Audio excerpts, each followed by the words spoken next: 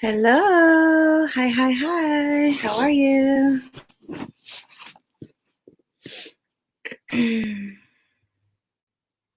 What's up? Say hi.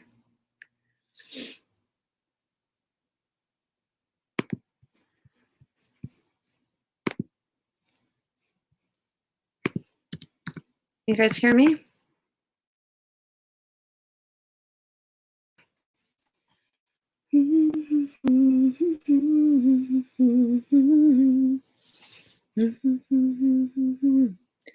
It's a feeling that way too. Hi, Brian. Oh, you're getting ready to go into Derek's meeting. That's at okay. That is it's right now. We'll have a good time. That's the NA meeting. Has he been there? I haven't seen him at that meeting for a while. Brian, I'll invite you to my next AA meeting, which is going to be Wednesday, if you want to come.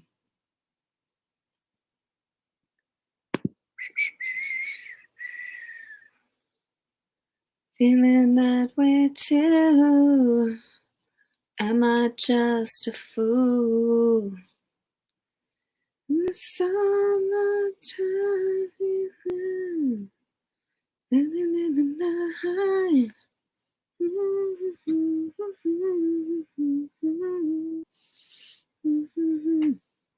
It's a feeling.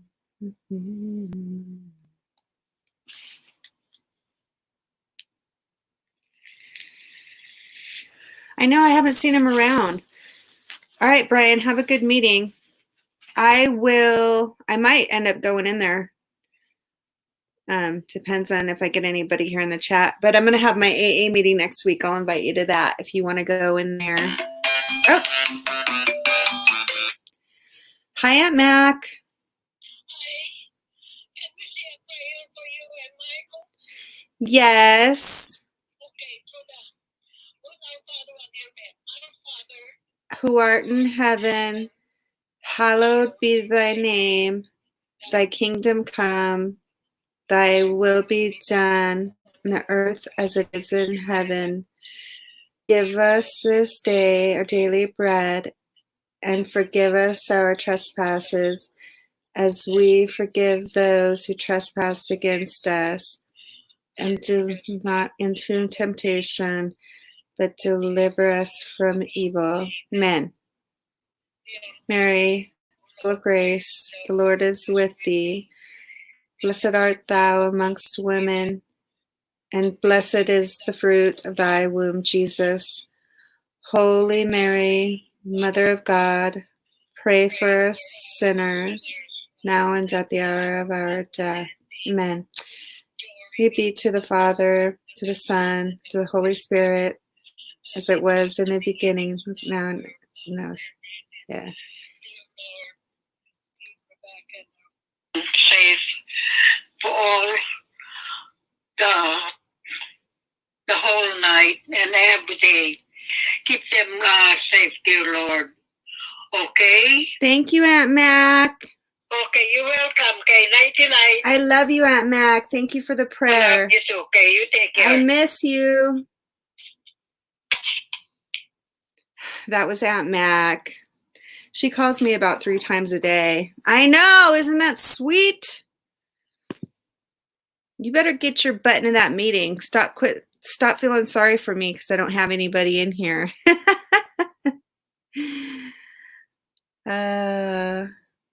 I'm going to call you with a prayer, Brian.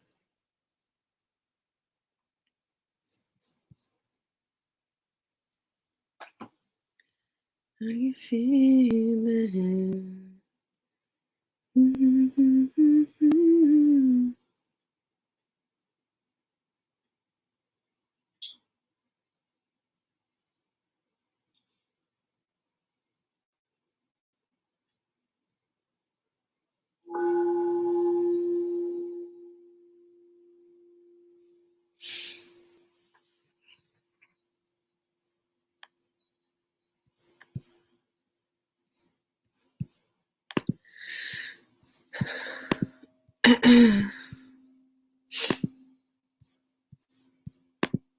Hello.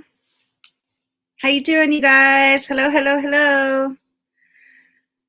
I'm bored and lonely, living that macaroni dream.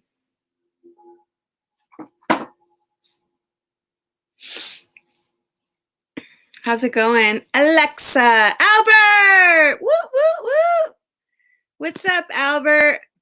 I hear it was crazy in Florida this week. Alexa, your grandmother was beautiful. Green Eyed Cat says she's beautiful. Chat soon.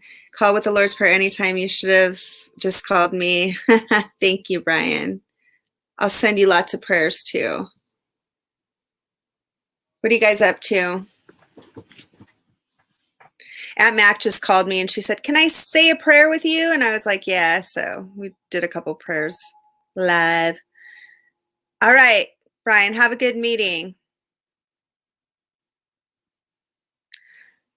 Crazy rain. You're back to work. Fuck yeah, Albert. Hi, Jesse. Oh my God. I haven't seen all of you guys in a minute. What are you up to, Jesse girl? Albert, I'm so glad you got a job, honey. Are you still living on the street right now? You got a place or what? Oh, I'm so happy for you, Albert. You're pulling yourself up, huh, babe? I hope you're not out in the rain.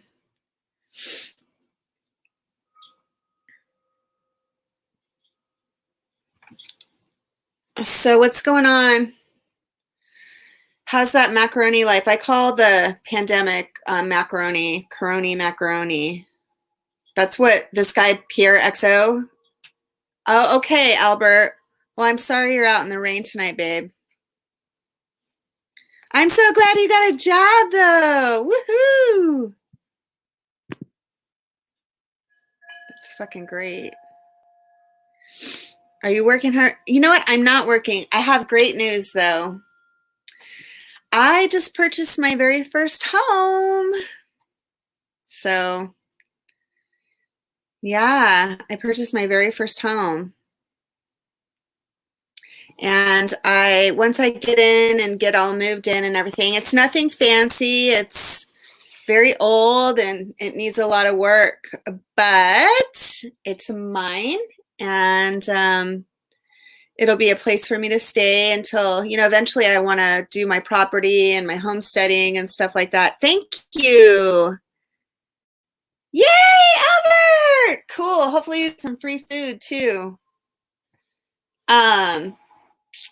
Eventually I want to do my homesteading, but now is not the time with all this crazy shit going on. I am collecting the pandemic unemployment, so getting a nice chunk from there. I had to fork over my savings for that place, but I'm okay with it. I was going to end up paying rent anyway, and it's going to be a couple $100 less than rent. I have a small payment than regular rent out here.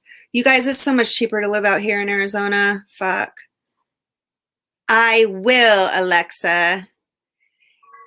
what I want to do, good, Albert. I'm so glad you're eating good food and working now, honey. It's looking up, baby doll. I know it was really hard for you to be out of work. I remember you telling me that. And pull yourself up, baby doll. It'll take a while. Just hang in there. So, it's nothing fancy. I mean, everything is like from 1970, all the cabinets and, the vanities and everything need to be replaced, and it needs new cabinets and all that stuff. And that'll happen eventually. So I definitely don't have the money for that. Like, it needs new drywall, and it's got baby shit yellow. The paint is baby shit yellow. So I want to paint, and there was some electrical stuff that needed to be done, and the seller is actually going to take care of that. So that needs to happen first. There's nothing fancy, and I don't have a lot of. Hi, Rachel. How are you doing, baby doll? I was just telling everybody I purchased my first home. I don't know why the fuck they would paint it baby shit yellow, dude. You've never heard of baby shit yellow? Okay, so my mom has a really great idea on how to check paint. She said put the little, the little pieces of paper with the color of paint, put it next to your skin. My skin looks really shiny. I got some new products. Rachel, how are you? Are you back to work yet? Who here is back to work? So I got this new product. It's by Glossier, and it's a Future Dew, and it looks really shiny in the camera, but like, it's so nice. Oh my God, it's so nice. It makes your skin look really dewy. Can you tell? Like, it looks really dewy, right? Selfies will look bomb if you do it like that. Yeah. Have you heard of Glossier?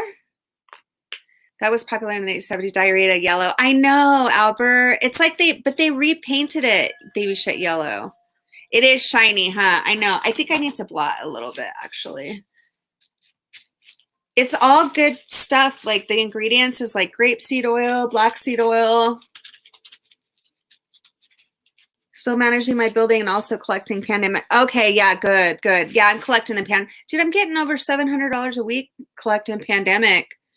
I'm like, holy shit. I want to go back to work, and I will once I get settled in my place. I'm probably going to be moving in my place in about 2 weeks. And what I want to do is I want to do some do-it-yourself projects, even though I don't know how to fucking do anything. Glossier is awesome. And I got this little cheek paint. I'm wearing that now. It's really light. Like, it's a real, like, natural kind of. I don't like real thick, heavy makeup that the girls are wearing nowadays. I can't do it. And then there's this lip gloss. You guys, the lip gloss by Glossier is so good. The texture is really nice.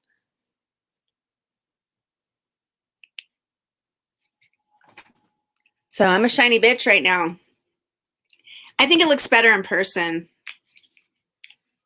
So managing a building and collecting pandemic.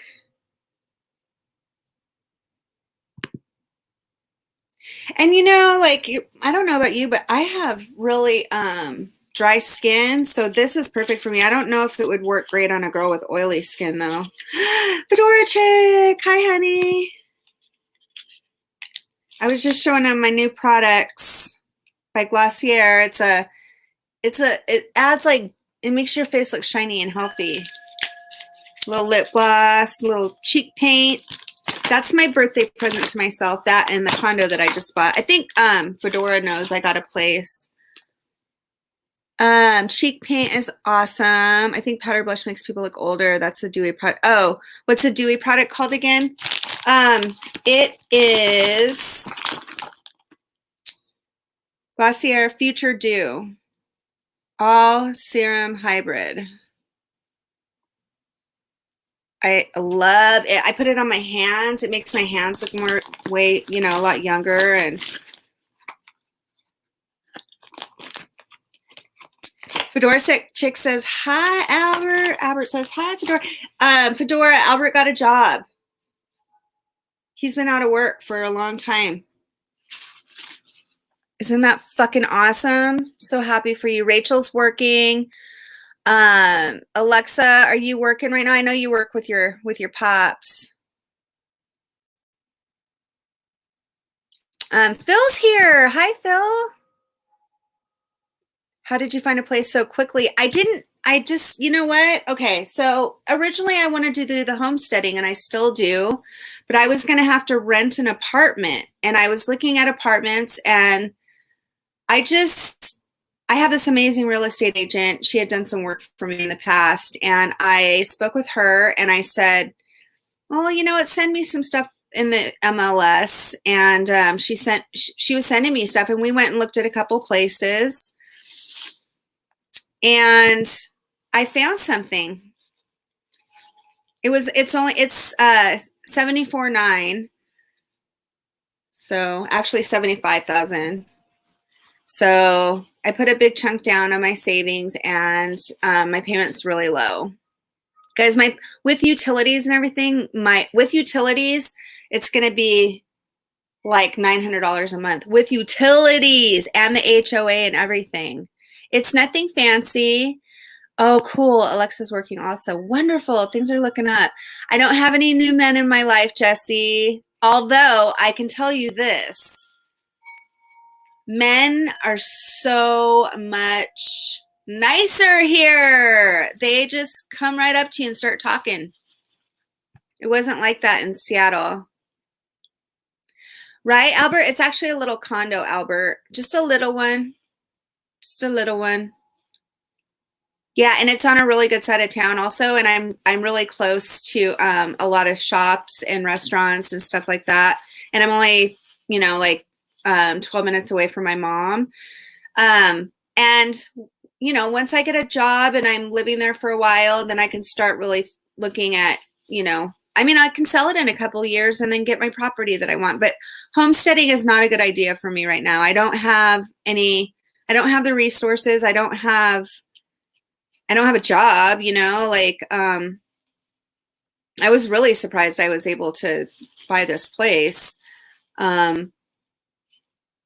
So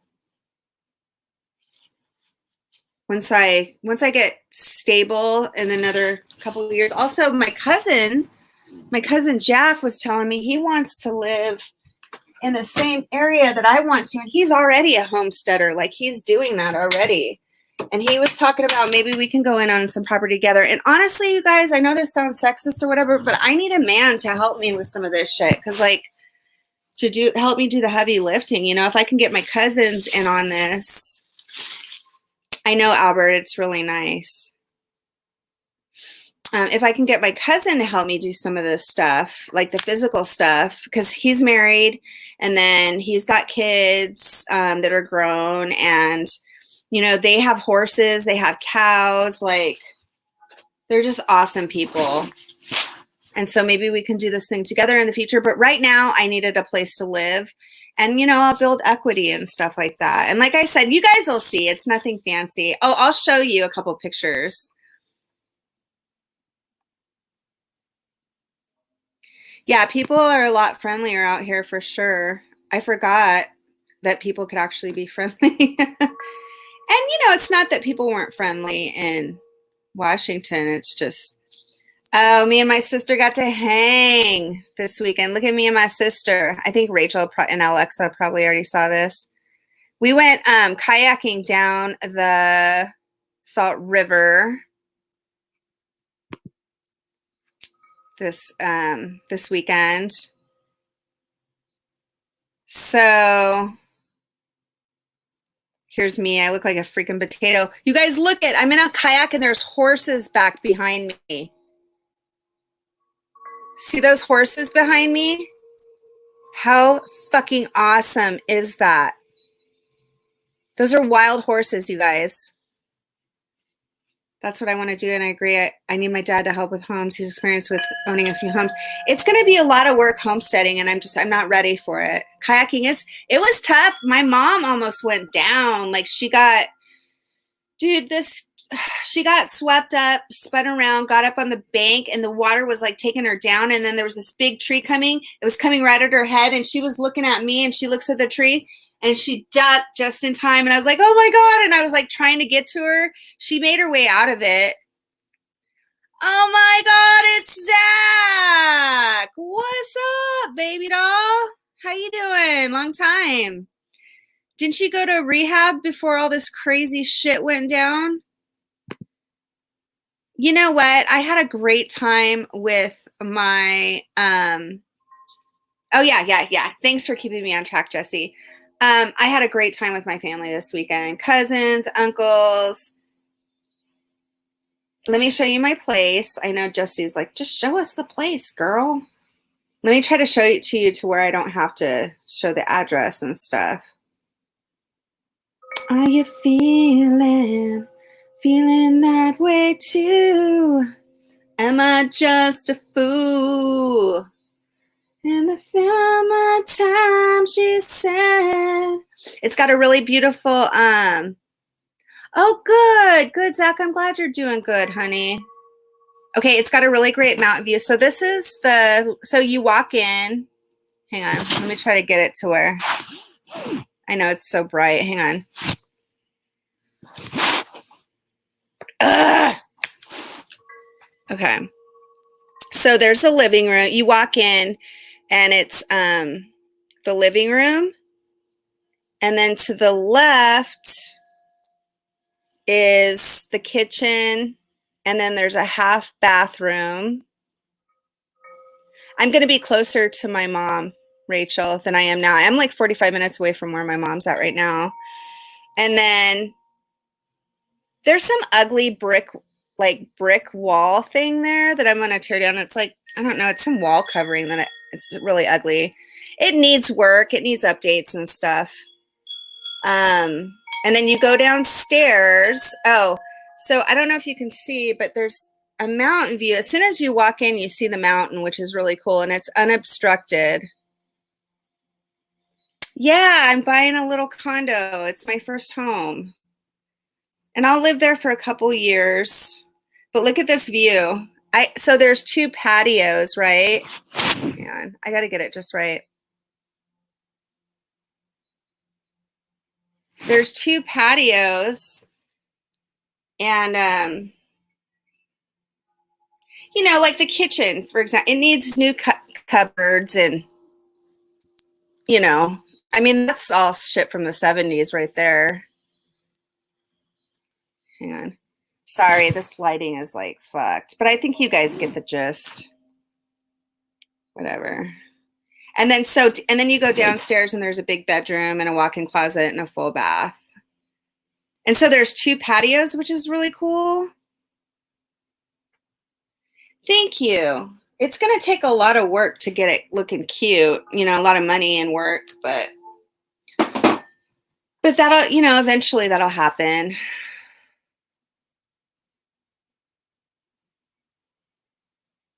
Yeah, it's cute. I mean, it's a one bedroom. It's a one bedroom, 1.5 bath, which is kind of crazy. So you walk in and then there's a living room, the kitchen, a tiny little kitchen and then a half bath. And then you go downstairs and there's a big bedroom, a walk-in closet, and then my bathroom. And then there's two balconies. So there's a top balcony and then my bottom one has the balcony that's on the ground. And I can see the mountain from my bedroom also. Thank you, Fedora. Oh, thanks, Zach. I'm excited. I'm not in there yet. It'll be a couple weeks before I move in. And, you know, it needs a lot of stuff. It needs new vanities. It needs new cabinets, but everything's inoperable. It's not torn up or anything. So I'll be able to do without those things for a while until I get a job and I want to. I am on 2 milligrams of Suboxone currently. I don't plan on coming off anytime soon. It's my mental health meds. It is. So sometimes I go down to 1.5 just because, you know, and then I kind of bounce in between 1.5 and 2 milligrams. It's a really low dose. It keeps my head straight. You know what I mean? Like I don't get massive anxiety like I used to. I don't crave drugs. Yeah. Yeah, exactly, Albert. Alexa says, I actually think the kitchen is kind of cute. Is that weird? I usually love modern looks. It's okay. I mean, it's operable, right? It's not something I have to like go in and I don't have the money to fix it up right now, but I will. I mean, I want to make it to where when I resell it, I can make some money off of it and then I can go into my homesteading. 2 milligrams is not bad at all. I still take 8 to 12 milligrams daily. How do you feel about that? Zach, you doing okay on that? You guys, I'm okay on Suboxone on a low dose of subs. Like I'm okay with it. Like I don't plan on coming off anytime soon at all. Like I don't feel bad about it, you know. I just don't. Like it keeps my head level. It keeps me level and it keeps me, you know, it's not such a high dose where it's like making me feel numb or anything like that, you know. I did, Rachel. I did. Yep, I sure did. It is great having my own place. It's a blessing, Albert. It's a blessing. And, you know, honestly, you guys, if I was in active addiction, there's no way I could be doing what I'm doing right now. And on top of that, like my relationships are so much better than they used to be. Like this is the first time me, my mom, and my sister hung out without fighting. You know what? Sometimes I feel that way too, Albert. They prescribe me 3 a day. I don't take 3 a day. You know, I just, yeah, exactly. I mean, Suboxone is such a heavy medication, and it's like some people are okay at higher doses. I wasn't. You know, anything over 4 milligrams. Remember Rachel? Remember when I was considering? Rachel helped me out a lot. Actually, Rachel kind of talked shit to me a little bit that one time. She was like, you were being really rude, blah, blah. I remember when that shit was going down. And so I PM'd her. And then I explained my side of the story and some of some drama that was going on a while back. And she's like, oh, okay, cool, I understand. And then we started talking about Rachel's the one that helped me decide to get back on it too, because like I was relapsing constantly, you know. And as soon as I got back on Suboxone on a low dose, I wasn't doing that anymore, you know. But I'm super excited, you know, I'm super excited. And this is honestly, I'm happier than I've ever been in my life. I am happier than I've ever been in my entire life. It's amazing. Alexa says, we all need something. I think it's your healthiest choice, Roberta. Like you said, it's helping other areas. It really is. When I came off of Suboxone the first time, I had such horrible anxiety. But at the same time, I don't know if that was really me because I wasn't doing, like, I was still hanging out with fucking idiots. I was still, like, I wasn't working a program. I was still partying here and there on the weekends, drinking like a fucking sailor, you know, and all this stuff. So I don't know. Like, if I were to come off at this point in my life, maybe it would be different because I'm really rigorous. I have a rigorous program. Kratom is a really effective drug for a lot of people. My friend is trying to do the same. It's amazing for you. I'm jealous. I want my own place too. You'll get there, honey. I'm glad everybody's stable right now. Hi, Merritt. Mr. Rex 222. Zach says, thank you, Rachel, for helping Roberta. She did. She helped me. And she also called me out, you know, when she saw that she didn't think I was acting appropriate. And I appreciated that too, but she didn't do it in a way that was like, you're a fucking idiot. She was like, what is this behavior? And I respected that about Rachel. I really like that.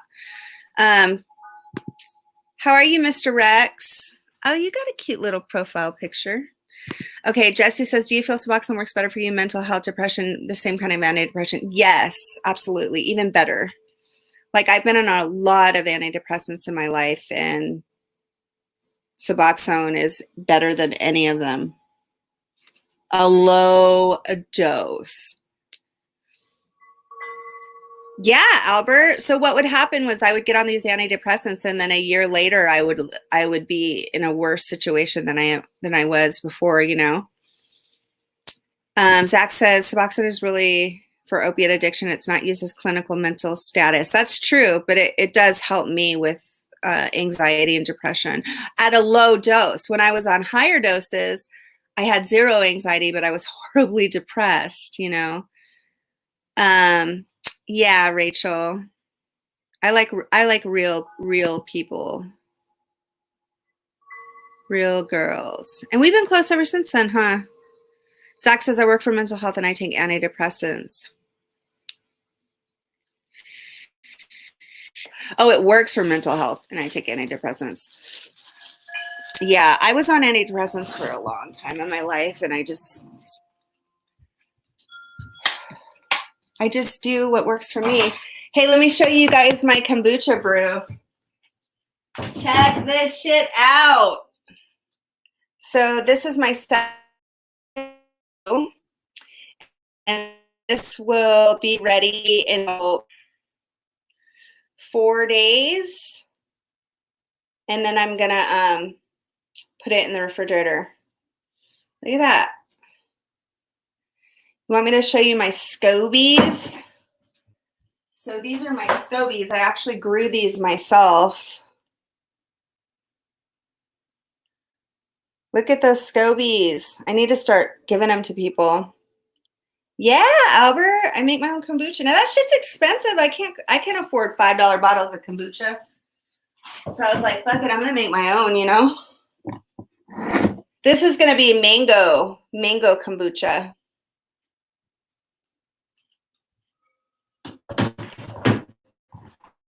Yeah, it's on.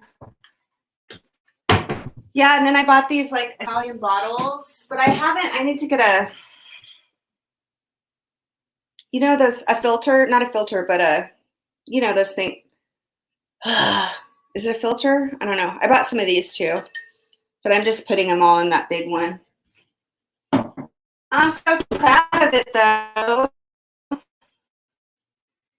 And my mom's mint. I've been making a lot of mint tea from my mom's garden. Staying hydrated, y'all.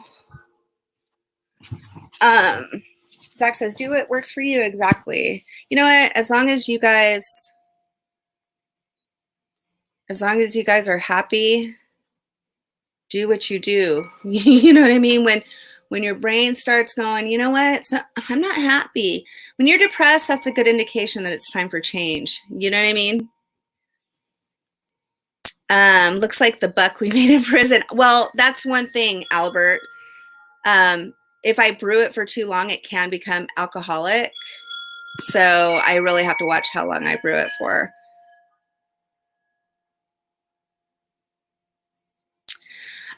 You know what, Alexa? My mom is not giving me garden tips. I go to her garden, I pick my veggies, and then I come home. Because I don't have like a yard. I'm staying in an Airbnb right now, so I don't have my own space. And the place where I'm going to be living, it doesn't have any earth. It has a little patch of earth, so I can grow like, some things that are in pots, and she's going to help me with that. She said she's going to help me trick out the patios. So funnel, exactly, Albert. I knew you were going to help me with that word, Albert. I just knew you would. Kombucha helps balance your pH in your body, kind of like apple cider. It really does. It's great shit. I love it. Oh my God. Jesse says, how was your birthday? Bull gang, baby. Woohoo. Okay.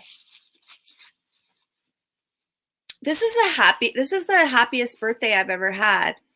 In the past, I used to cry a lot on my birthday because my dad passed away 20 years ago on my birthday. My grandpa, he raised me, and I would always feel sad on my birthday. This is like one of the first birthdays that I didn't really feel sad. It's one of the first birthdays I was just so grateful. My mom's birthday is the day after mine, and so it was just amazing. We went down to Phoenix, or we went up to Phoenix, and we hung out with the family, cousins. One of my cousins had a baby, and we went kayaking down the Salt River. Dude, we were on the kayaks for 12 hours. Okay, Zach says, Thanks for asking, Jesse. It was one of the best birthdays I've ever had. I'm happy. I've never been happier. Although I don't like odd numbers. I'm fucking 45, you guys. I thought I was 44. In my head, I was just thinking I was 40. I'm 45. I'm 45 fucking years old. I can't believe it. Barack, I love you too. Zach says, I've been abusing Xanax, though, which has been hard. Yeah, and you have to be careful when you're on high doses of, oh, my teeth are all black because I ate beets. You have to be careful when you're on high doses of Suboxone, Zach, and when you're using those Xanax and stuff like that. Oh my God, Alexa, it was your birthday too. I don't miss happy birthday. Everybody say happy birthday, Alexa.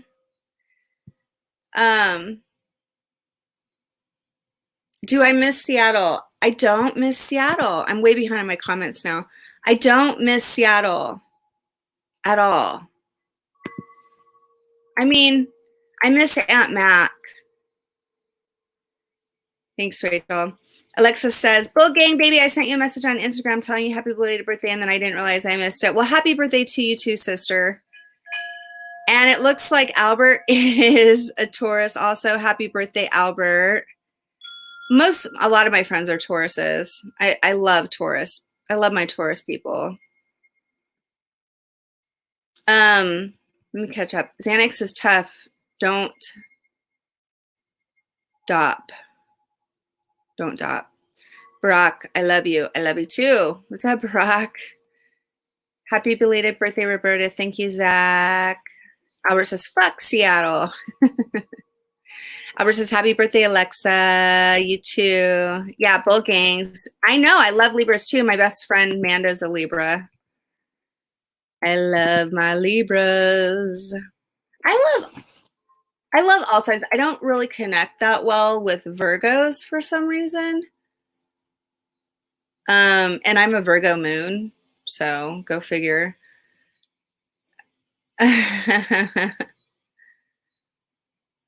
Jesse says, I'm so happy for you. I remembered your birthday, which is a real tough day for you. Thank you. Thank you, Jesse. I appreciate that. And you know what? Like, I used to relapse all the time on my birthdays. Like, that was a huge day for me to relapse. And Zach, what's the plan, honey? So you're on Xanax, you're on Suboxone, you're taking antidepressants. That's a lot of shit to put in your body, bud. What are you thinking? Jason, what's up, Cancer baby? Albert's 41. So what's the plan, honey? Oh, I love Aquarius. I love, love, love Aquarius. What's the plan, Zach? What you gonna do?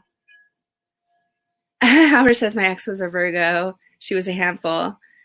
Yeah, Virgos are really very meticulous. Jason, I love Cancer so much. Cancer men are so passionate till you piss them off and then they're mean. Melly is a Pisces. Melly's kind of fallen off the face of the earth.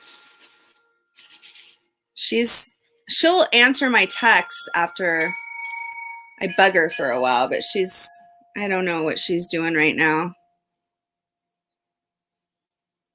I am exactly right, huh, Jason? Well, Zach, what's your plan, man? Says, I'm not sure I want to get a job and help my grandma. She supports me and my mom. Oh, you want to get a job and help your grandma? Yeah, that would be nice. That would be nice. What are your thoughts? I mean, if you're abusing the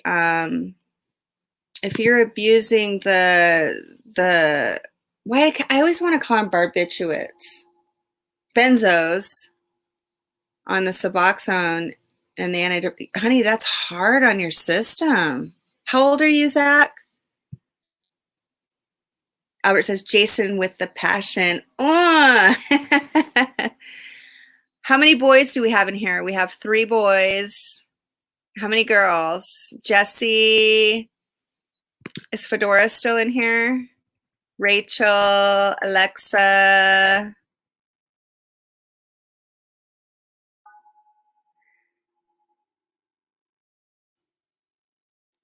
Jesse, you should come up here with me. You feel like coming up on the panel right now? Mike McGee, 4 months sober. Fuck yeah, buddy. That's what I'm talking about. How'd you do it, Mike? It's a sausage fest. Or what do you call vagina? It's a flower fest. It's actually a flower fest. Oh, Fedora's still here. Fedora, do you want to come up?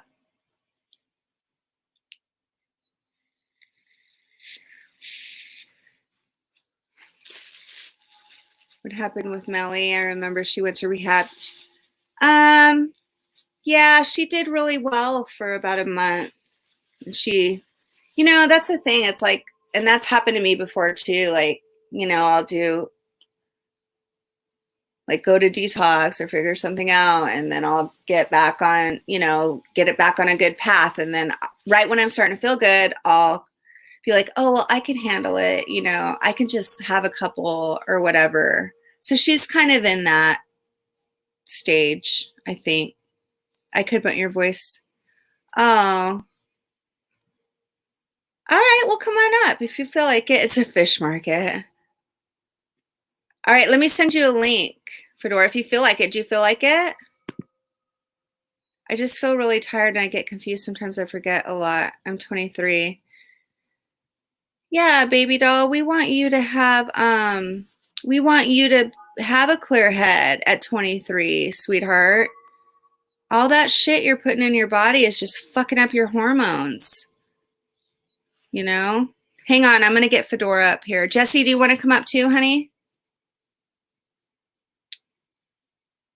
I would ask Rachel, but I know she won't. Okay, copy to clipboard. It's not my default anymore. Okay, hang on, Fedora. Having all kinds of weird stuff happen. Hang on, guys. God damn it. Standing by the night. Jesus. Okay, something weird happened. Oh my God. Okay, so all this crazy shit just started happening in my computer.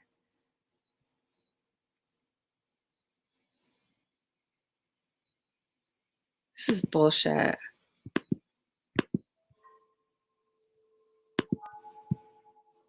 Hang on, guys. Some weird shit just happened to my computer. So annoying. I'm not a techie. Albert says, I went through Xanax addiction for years in my early 20s, bro. Tough to kick, but not impossible. You hear that, Zach?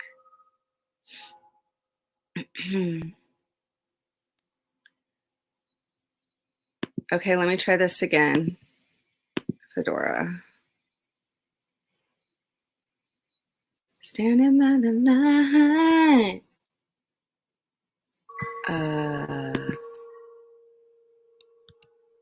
Fedora.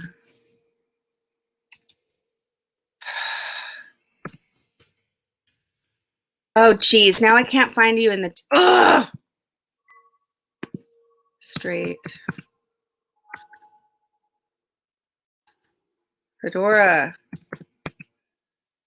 Okay, you know what, honey? For some reason, this isn't... God damn it. Fedora, can you... Never mind, let me do this manually.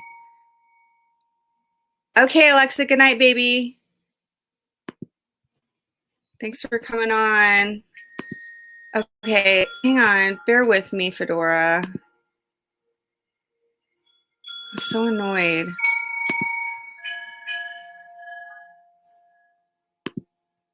Always something.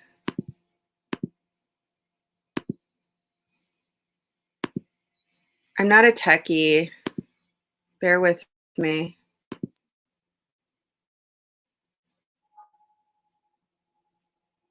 Okay, we're going to get Fedora up here. Just her voice, though. We have to miss out on her lovely face and her cool hats. Fedora. There she is. Okay. Okay, hopefully that'll work. Okay, I just sent it, honey. Oh, is Albert out of here? Oh, he's got to go to work. Oh, no. Oh, no, no, no, no. It's Alexis saying good night. Good night, sweetheart. They are confusing little fuckers. And mine needs to be updated. And it says I can't, it's a Mac. And it says I can't update it because there's too much, I don't have enough date, like room or something. I don't know. I have no idea. I need to take it into a nerd and have them update it for me.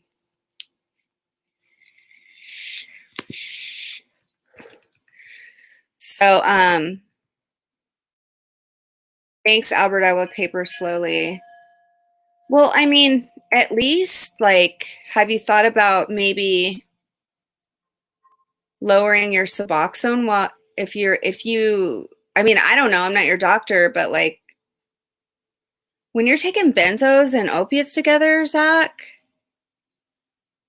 and you're already saying like you're getting confused and shit, like, look, get some dork to fix it. Exactly.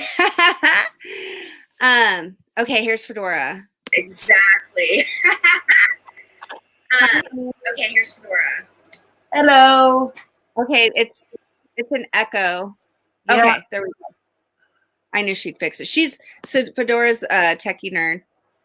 Well, not really, but In a few weeks, Rachel. Do it manually. I know everything's got to be manual for me. How are you, honey? I'm okay. I'm tired a lot still, but otherwise okay. You got some really hot weather coming in that came in? Hey, Albert. Yeah, I'm live. So yeah, we got some really hot weather here in Montreal now, and I think we're gonna have a scorcher of a summer. Have you got your blood results back? Not yet. I still because of most of the hospitals here are with an outbreak of you know what, but we can't say on YouTube. I call it macaroni. Oh, macaroni. Okay, so yeah, too much goddamn macaroni in the hospital. So I'm trying to get a call into Info Sante, which is the helpline, to find a place where I can go get the blood test and safely and fairly quick. Yeah. Like, I don't want to sit waiting in a freaking lobby for hours. I don't think they would allow it anymore. I think that they have a new way of doing things, the hospitals, because of macaroni. Right. So it's going to be more difficult for you because you don't have a car to sit in. No, I don't. And now it's like most places insist that you wear a mask. And I don't object to the idea per se, but how does anyone bloody well breathe in those things? Yeah, I don't know. I feel really bad for nurses and doctors that have to wear those fucking things. Yeah. I mean, I can't breathe in it for 5 minutes. I feel like I'm suffocating. Yeah, and then what do you do? I know, like New York City, I was just watching this video the other day where this chick didn't wear her mask in a grocery store. And I understand people are really uptight in New York because they have a huge situation. Yeah.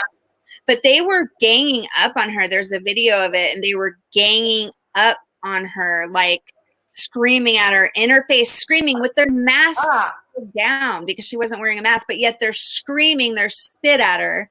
You know, people that's productive. Exactly. It's like, okay, you're going to scream at this woman while your mask is coming down, your spit's flying everywhere. You know, who knows? Maybe she had allergies and she couldn't breathe. Well, that's the thing. And there have been articles coming out that the masks are not for everybody, that like the benefits of a mask do not outweigh the health risks involved. Like somebody with asthma or COPD, one of those respiratory diseases, they shouldn't be wearing one because it's not good for them.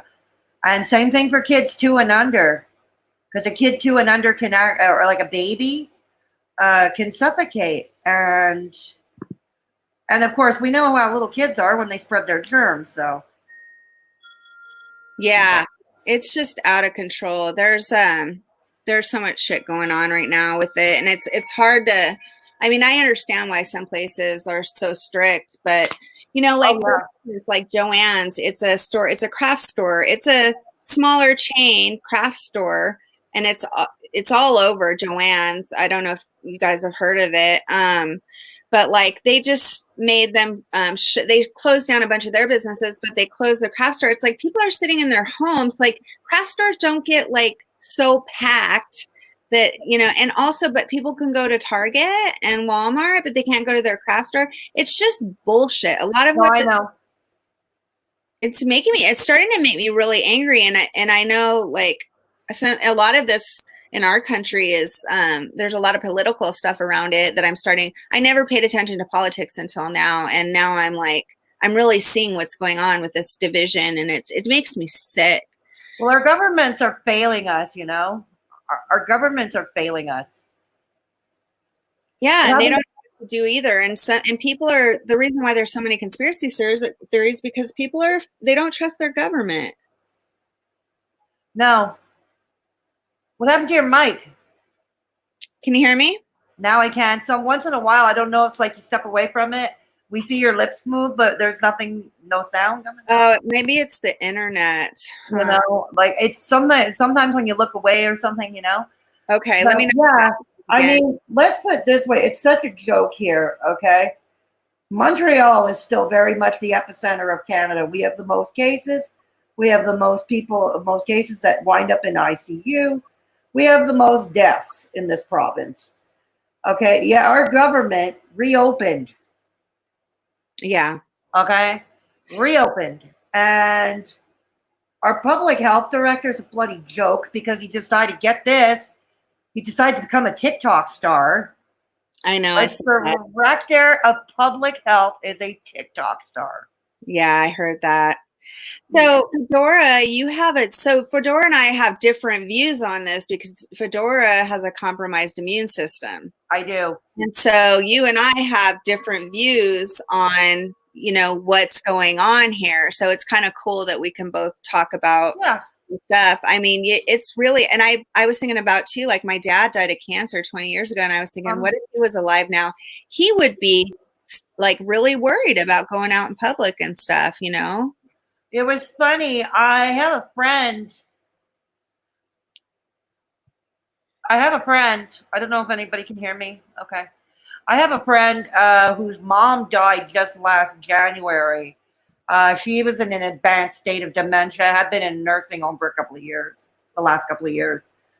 And he was telling me recently that with all that's going on now with macaroni, especially in the nursing homes, he said he and his family are glad that she passed on when she did. Yeah. You know, so that way they don't have to worry, and they don't have to worry anymore because she passed on just before the lockdown started. Yeah, I know of a few people that passed away before that also. One of my friend's sons, his son has Asperger's and he killed himself. Oh, I'm sorry. Saturday, yeah. So he went to his weekly groups. That was his support network. He went to his Starbucks every day. He'd go get his latte. Sure. Library every day. And kids with he's 26, but he's a kid to me. But you know, like kids with Asperger's, like they need their routines, you know. And there's going to be a lot. There's just so much trauma that's going to come from all of this. In every which way, no matter how you view it, no matter whether you want it to open up or whether you want it to close down, like it's hardcore shit. It is hardcore shit. Like the only thing that's not open yet around here are the restaurants and bars. Although now there's planned a group of restaurant owners are going to go protest at the National Assembly up in Quebec City, and they're going to protest at Montreal City Hall. Oh shit! Yeah, way to go. Way to go. You better believe they're not going to, you know, exercise social distancing here. Yeah. I think the protesters will, because I know a lot of our people are protesting and they're social distancing, but then there are some that aren't. No, I know. And the thing with people is you give them an inch, they'll take 100 miles. That's true. You know what I mean? Like in Ontario, next door in the province of Ontario, the premier decided to reopen parks, but, you know, condition like they cannot be filled up, and you must still stay 6 feet away, 2 meters away from each other. But the park, I mean, you see the pictures of that one of the parks in Toronto. It looked like everybody was gathering for an outdoor rock concert. Yeah, that's And that's happening here too. yeah, so that's happening there. And meanwhile, over here, they did open a few Montreal parks. I don't know the situation. I haven't seen any pictures. And with my problematic immune system, I'm not taking chances. Plus, now it's extremely hot out there. And I don't, with my thyroid, I don't do well in heat. I don't do well in heat. So I'm staying in with my AC. Yeah. Yeah, AC is essential around here. Trust me. Yeah, it is here in Arizona too. Essential around here. So yeah, it's I didn't help. And so we have a director of public health who's dancing on TikTok, and we have a government that's pretty much ignoring a lot of things. Meanwhile, there have been a lot of scandals in Canada about what's been, especially in my province in Quebec and in Ontario with the nursing homes. Like, the feds had to send the military in to help care for the elderly in these homes. Wow. Yeah, we've had that too. And a lot of shit came out, like scandals. Like patients, like residents, they're like elderly and disabled. Like here in Montreal, this happened. This was discovered about a month and a half ago. And a huge scandal in the West End of Montreal. Like the staff had walked out. And I can't blame them because they probably did try to reach their managers, because one of the biggest issues for these frontline healthcare workers is there's not enough protective gear for them. Yeah, I know. Same stuff going on here. Yeah, so staff walk out, and it's pretty, like, patients were left with full catheters, unfed, unbathed. They were lying in their own excrement. And Wow. and then we're hearing about another home that the military was sent to in the province of Ontario, where they found cockroaches all over the place. People being force fed. Like total complete opposite problem, right? Total complete opposite problem. That home, they were force feeding the patients. The home that I'm talking about in West End, Montreal, the patients weren't even fed, and a lot of them were dehydrated. So when the health network stepped in, they found 31 dead, and that's in the home that the Heron residence. It's called the Heron residence in West End, Montreal. Yeah, they came in, they found 31 dead, like left. That is insane. I haven't heard about that on the news. I know we're having a lot of problems with our nursing homes here as well, but 31 people dead, and that it's because of the military? No, that was long before the military arrived. Long before the military arrived. No. Yeah, the military are doing as good of a job as they can. Yeah. They recruited volunteers, but here's the thing. To be a patient attendant requires a certain amount of training. Like there's a certain way to lift patients. There's a certain way, to bathe them. There's a certain way to feed a lot of them. All that stuff. And yet they come in the middle of a firestorm and they get maybe 2 hours training. That's it. If that. 2 hours of basic training, if that, on how to work in the homes. It's a disgrace. It's a disgrace. Yeah, that's my biggest fear is having to go to a nursing home when I'm old. Me too. It has been my biggest fear. I knew this shit was going on for a long time because I used to work in health and social services, though I was working for social workers under social workers that were dealing with child protective, youth protection, kids at risk. But I knew it was going on. And I'll tell you this, when I was first diagnosed with the early onset FTD in 2017, I expressed like that. The first thing that came out of my mouth was, I don't want to go to a nursing home. Yeah. I remember, like, when the doctor sat me down and gave me the diagnosis, the first thing that came out of my mouth was, I don't want to go to a nursing home. Yeah. I'd rather be in jail. I'd rather be in jail. Take care of ourselves, right? What? That's why it's important to take care of ourselves. It is. But with this condition, with this condition, so far I've been lucky. Yeah. It hasn't progressed as fast as it usually does with other people. It doesn't progress as much, but I get my bad days, you know, where I don't really function as well as I should. But I've been overall I've been pretty lucky, but it is still a concern of mine. It's a fear. I don't want to end up in one of those places. Yeah, I'd rather be in jail. You and I have the same fear, and I know, like, Albert's living on the street right now. He's got a job. Woo! But that's another. Congratulations, Albert. Yeah, that's another fear I have, is like living on the street, living in a nursing home. I'd rather live on the street than live in a nursing home. Yeah, really. Like I said, and trust me, I've been to jail 25 years ago. It was, but I've been to jail, so yeah, I know what I'm talking about. I know what I'm comparing things to, you know. And trust me, you get more dignity in jail than in a Quebec nursing home. Yeah. Okay. Hard to believe that an inmate would be afforded more dignity, but go figure. Well, hopefully, all of this is going to bring light to some of these places. You know, that's all we can hope for. But it is, you know. So today I did something silly because I wrote a parody of a song from Greece. From who? One of the songs from Greece, Look at Me, I'm Sandra D. I wrote a parody called Look at Me, I'm Karen D. Sing it. I got to get the lyrics. Okay.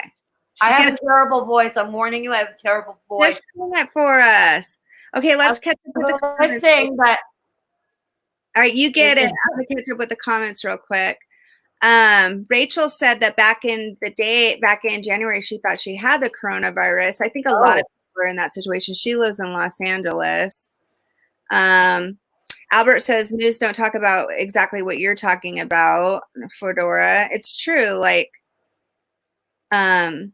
Jesus is here, by the way. Jesus said he's going to save us all. So, Zach's here.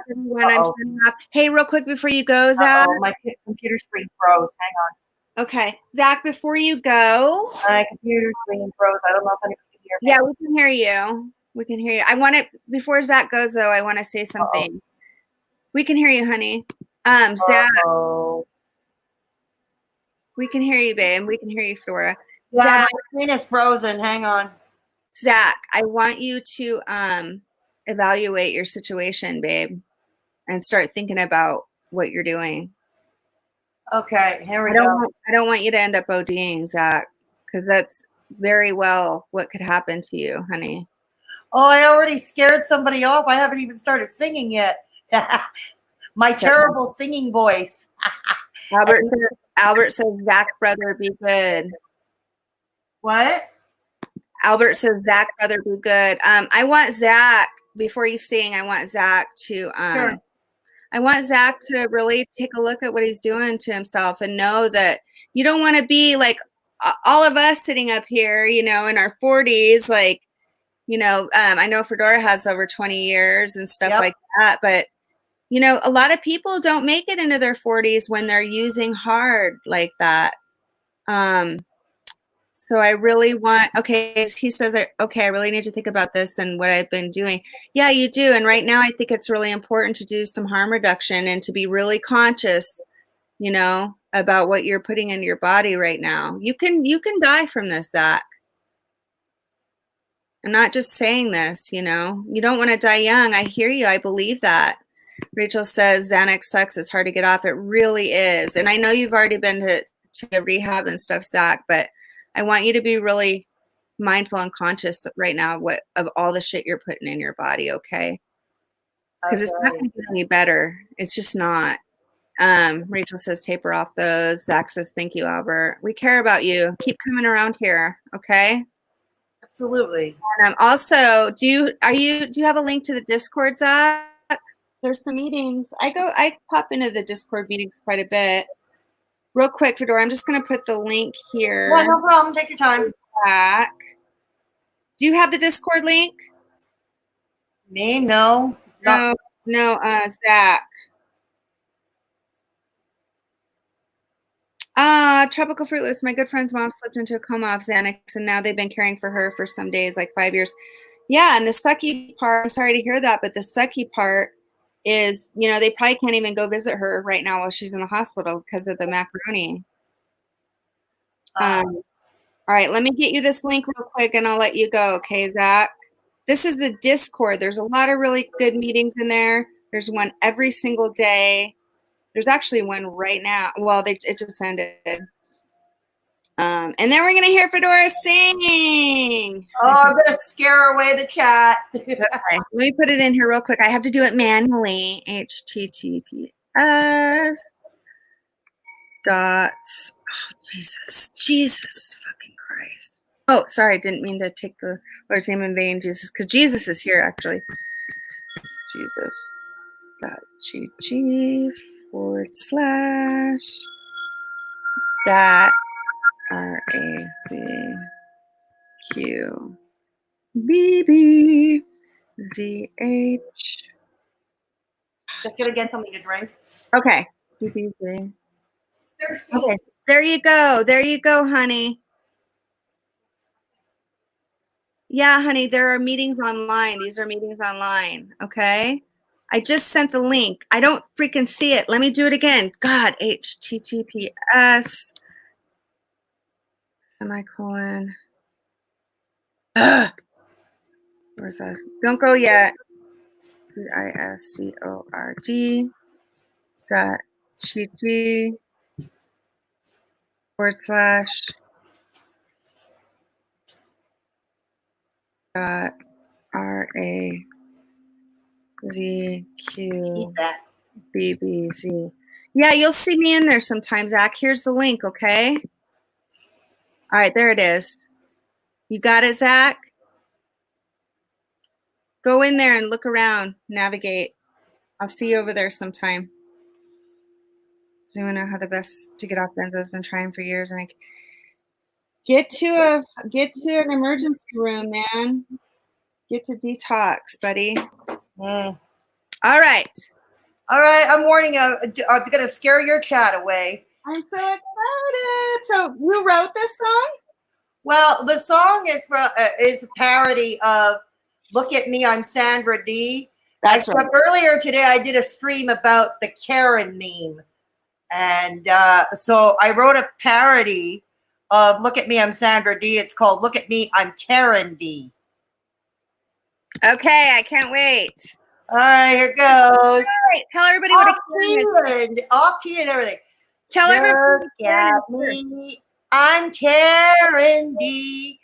Long lost my virginity. Won't get my kids back till my Volvo is waxed. This I guarantee. Oh, high notes hurt. Watch it. Hey, I'll report you and your bad employer too. Now I'm quite cross, still stuck in MS-DOS. Oops, I forgot to floss. I drink wine, yay. I'm fine, yay. Cut my own hair, can't you tell? Can't smoke just one cigarette. Keep your filthy jokes off my friend's TikTok. Would you pull this crap with Guy Fawkes? As for you, soccer coach, I know what I want to do. Do me if you must. I'm an object of lust. I'm no plain Karen D. Woohoo! Awesome, Fedora. Can you please explain to everybody what a Karen is? All right. This is a meme we're seeing for a while, and it's been more popular since the lockdowns. Karen is the meme of a white middle-aged woman. The stereotype of she has a blonde bob. She's anti-vaccination. She doesn't like. She drives a Volvo or a minivan.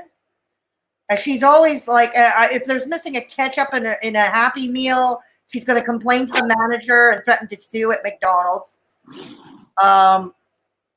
She and she's basically a whiner and a complainer, and often, but the meme has gotten so far gone. It's like every middle-aged woman, like every Gen X woman now is got the name Karen every time we might express displeasure at something, or if we complain about something, anything at all, we're dubbed, okay, Karen.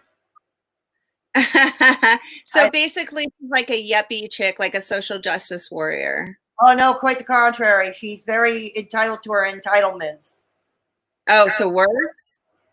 Entitled to her entitlements. Like she threatened to, she would threaten to sue the manager of McDonald's, or she'll threaten to sue the soccer coach. Yeah, she's a soccer mom. She's a soccer mom too. And, but like I said, it got into the point where you see on Twitter or even in YouTube comment sections.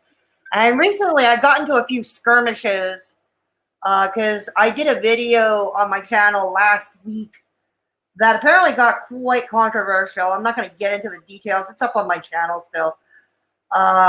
It got more hate than likes, and I ended up with a barrage of hate comments. And so when I would answer some of them, they were like, "Sure, Karen. Okay, Karen." It's like, what the fuck? That must have pissed you off. It did tick me off. I mean, I knew I was going to get some hate. It's not the first time I put up a video that would be controversial or talk with a point of view that is not popular. It's not the first time, and it won't be the last.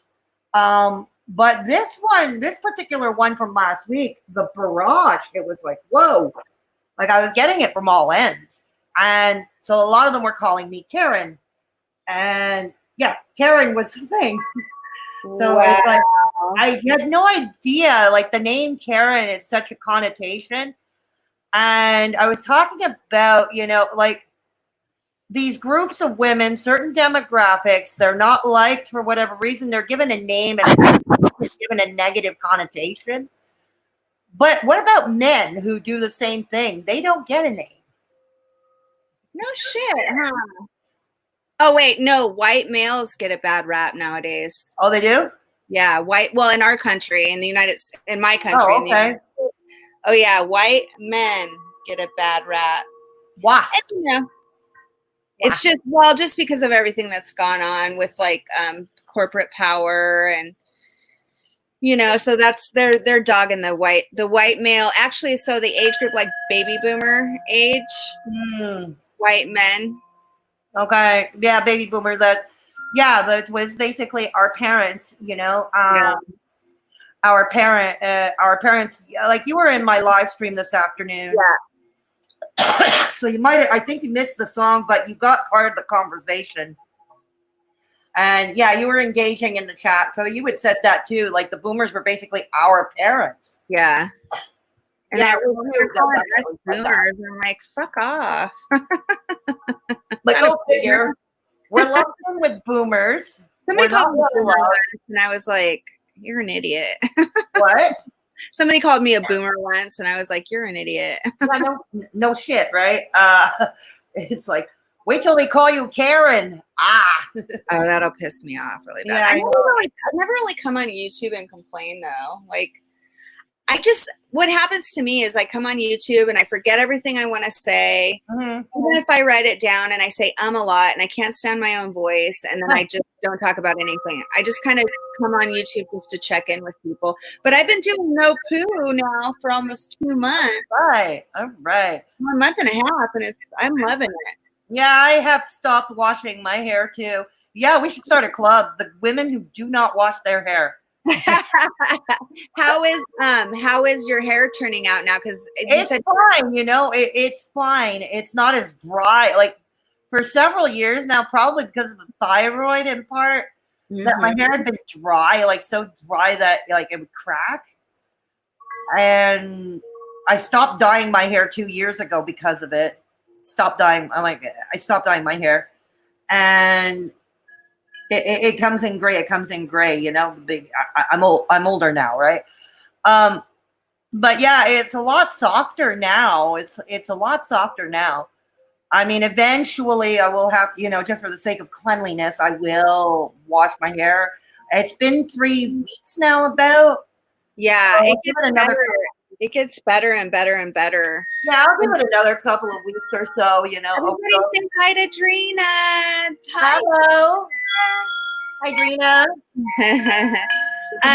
Yeah, it'll get better and better. And well, I actually broke down.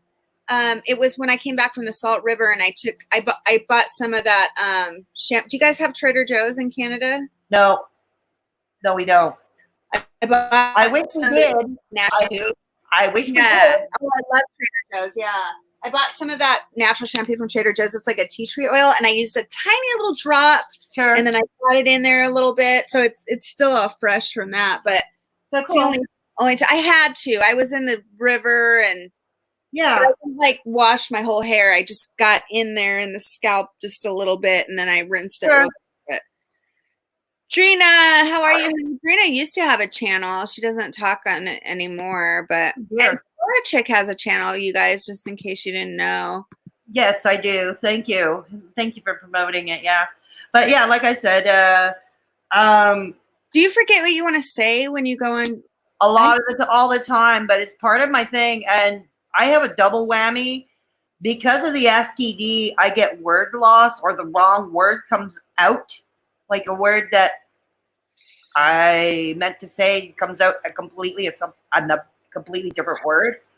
It's a part of the cognitive issues that I go through, but most of my regular followers who have been with me for a while now, since my sub count was in the double digits, like that far back, most of them know about the diagnosis, so they kind of roll with it. Like I say the wrong word, or I'm missing a word, or I start stuttering. They roll with it. They know my condition. They know what I go through with this condition, so they roll with it. Yeah. Truth says, I've been tapering, but it gets extremely difficult when I try to stop completely. Yeah, those benzos are a bitch to get off. Truth, you want to get off of benzos completely. Where do you live? Do you have you talked to your doctor about maybe coming off? That's the thing, is a lot of people will get their prescribed medicines and they want to come off, and it's not going to.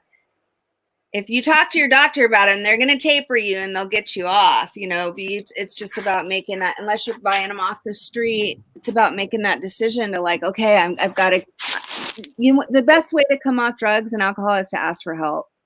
Yeah, agreed. I remember years ago, but there's also something else. I mean, besides asking for help, but I guess it falls into I remember the first Narcotics Anonymous meeting I attended 20 years ago. And I remember I had just moved back to Montreal after living outside of Montreal for 2 years. I had just moved back to Montreal to start fresh. Go figure. I leave the country for the big city to get clean. Go figure. Usually it's the other way around, right? But I've done that myself a couple times. Yeah, usually it's the other way around, but not in this case. I mean, but you got to think where I was in that rural area. It's so boring over there that I guess what else do people have to do? But anyways, that first NA meeting I attended, I remember the first words I heard was, to be able to solve a problem, you have to first acknowledge that there is one in the first place to be solved. So you have to basically admit you have a problem. Yeah, that's huge. And I know for me, that was the hardest part. Yeah. I didn't want to admit. I knew I had a problem, right? But I knew I had a problem. I wanted to get off the opiates, but I didn't admit that I didn't always just have a problem with us. I had a problem with drinking. I had a problem with fucking. I had a problem with life, you know, Yeah. and I didn't want to admit it. And it took me a good year after joining AA. It took me a good year to even admit that I had a problem. Yeah, I mean, it is easier said than done. Meetings. Here I am sitting in these meetings, and it's like, I don't have a fucking problem. Well, why the hell are you sitting in a meeting? I know, eh? I know. Yeah, believe me, it took a while too. Like, I mean, they were welcoming at the first meeting and anything, but I found that some of them were a little pushy because they wanted me to share right away, and it's like, no, I didn't. Yeah. It's like, no, I'm going to sit this one out today. But you go right on ahead. You go right on part ahead. of that also is finding the right balance, like finding the right people, the right meeting, the right mentors. Because That's you the know, other thing that can sometimes get tricky. I find, like, there was another set of meetings I attended right here in Montreal, you know, the whole hedonism. But these meetings in particular were really preachy about God and stuff. Mm-hmm. And I'm agnostic. Yep. I have been for years.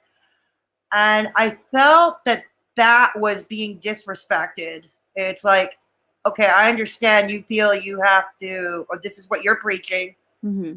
I get that you're preaching God and you have to find God. But to somebody who is raised an agnostic, okay, by a teacher father and who has been agnostic for years, because I question a lot of things in the world, you know, basically. I question a lot of things in the world. So I thought it was disrespectful. So I left. I didn't go back to that particular meeting, the set of meetings. And someone had told me, go find somewhere else to go because they're not all like that. Yeah, and you know that's the thing with AA too, and NA, it's a spiritual program, and you don't have to roll in. And there's some meetings that are a lot more. Like in my meeting, I actually host an AA meeting first Wednesday out of every month, and I have to read the literature from the book, and it does talk about God a bit, but I don't have people pray before. I don't have people pray after. Okay. You know, and I read the literature. It's going to talk about God because it is a spiritual program, but in my meeting that I run, I don't do all the praying because there's enough God talk in there to where the people that believe in God can be satisfied, and then the people who aren't chased away. You know what I mean? Because I know. And so that was a big turn off me too. And they also have agnostic meetings. Did you know that the AA has they do? Yeah, they do. That's and actually, the cool thing. They have them online. And my sponsor actually went to one, and she liked it. Okay, that's actually a good thing because if there's one thing in the world I'm sure of, you know, is like I'm not alone. You know, a recovering addict who happens to be agnostic, or maybe even a full-on atheist. You know, I'm sure I'm not alone. You know, and people who would be likely turned off or at the very least a little uncomfortable hearing all the God talk, right? So yeah, it is. And even for somebody like myself, I was raised Catholic. I'm not Catholic anymore, but even for somebody like myself, it was a turnoff. And I got through it. It's interesting too, because I got through it, and I've always known that there was something protecting me. Like in this life, I've always felt a connection to spirit. Okay. To me, God is, and I'm able to do this program because I have some of that. right. But to me, God is, when I was kayaking down the river with my family this weekend. To me, God is the hug that my sister and I shared. We both cried. We held each other in our arms before she left, and we cried. To me, that was God. To me, God is when you making love to somebody you absolutely love and cherish. You know, to me, God is the human connection that we feel that's very special and deep. You know, like when we were trying to talk to Zach a minute ago. To me, that was God trying to tell this kid, you know, hey, you know, you live through this, kid. You know what I mean? Caring. So to me, that's God. Yeah. Yeah, and that makes sense. It makes sense. You Yeah. know, I mean, I always believed there was a higher power. I still do, but I'm not sure that it's God, as most organized religions tend to. Um, Most organized religions tend to preach about. You know what I mean? Yeah, yeah. And that's the thing is like people get so turned off because they've had bad experiences with religion. I mean, I remember growing up, you know, I grew up in Arizona and I was the minority and I went to catechism and Sister Rebecca, you know, I'm like me and this redhead kid were the only white kids in class. And then the Rebecca said to me, well, the Blessed Mother loves all children, but she loves Mexican children more. And I remember crying, and I remember getting the shit beat out of me by nuns. They'd hit me with those fucking rulers. My mom, oh yeah, fight. My mom going down to the school fighting with the nuns, and like, so to me, that was like when I go to AA and I start hearing this God talk. I'm like, oh hell no, you know what I mean? And so, the thing about the program is it allows you to. It just wants you to capture whatever God is to you. Like for my mother's idea of when she feels God, when she feels spirit, is when she's in the garden. Oh, okay, that's cool. It's a feeling, right? It's something that's greater than your like the seeds that grow, the sun that shines. It's a power, you know what I mean? And so the program really wants you to find what it is that when you feel connected, when you feel most connected with in life, that can be your spirit, your power, you know? And so I just, you know, I modify AA. It's a very particular program, but I've been doing it for 2 years, but I modify. Oh, that's cool. You know, yeah. It just wasn't that way. I wish it was that way 25 years ago. Yeah, a lot more hardcore peeps back then, huh? You know, because I did, like, there were times before the 20 years ago that I stopped. I did stop and start a relapse, you know, several times. I had been to meetings before, but was turned off by the religious component. Yeah. And, you know, I agree that when you're an addict, things have to change. Certain mindsets have to change.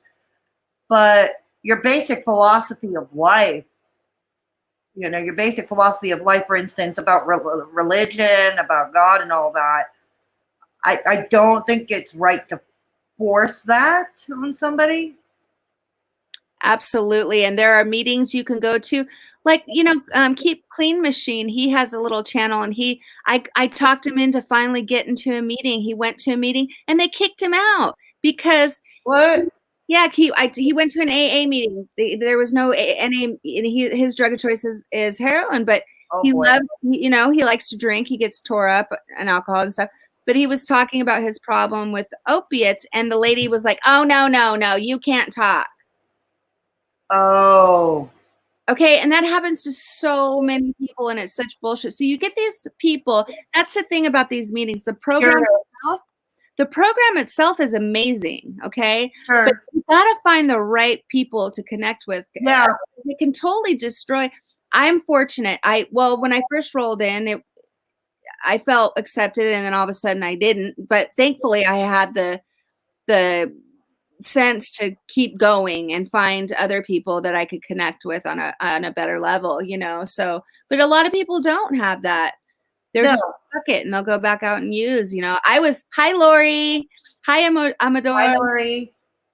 But fortunately I had that fortitude. Like I really wanted it. And so I was able to find, now I'm with a group that's amazing. Cool. It took me a while though, but yeah, it sounds like you had some bad apples. Yeah, there were, you know, and it's odd, you know, in Montreal of all places, you know, big city, a lot of hedonism, you know, but yeah, go figure. I love hedonism. Amador's here. Lori's here. Yay! Hey. Did you guys have a good Memorial weekend? Oh yeah, you guys had a long weekend this weekend. Yeah. Albert says some asswife did that to me at a meeting too. Yeah, exactly, Albert. It's like, especially somebody who's never been. Like I had, It can be intimidating for somebody who's going in the first time yeah. and they're fresh into recovery, like fresh, probably barely out of the detox phase. And it can be trauma. I think it can be traumatizing to someone, It you know. It I is. think it can be. And I don't think that's helpful. No, it's not. And there's so many like idiots that just make it. Like I remember the first meeting I went to in Seattle. Finally, it wasn't the very first meeting I'd been to, but the one this last time 2 years ago when I decided to get help.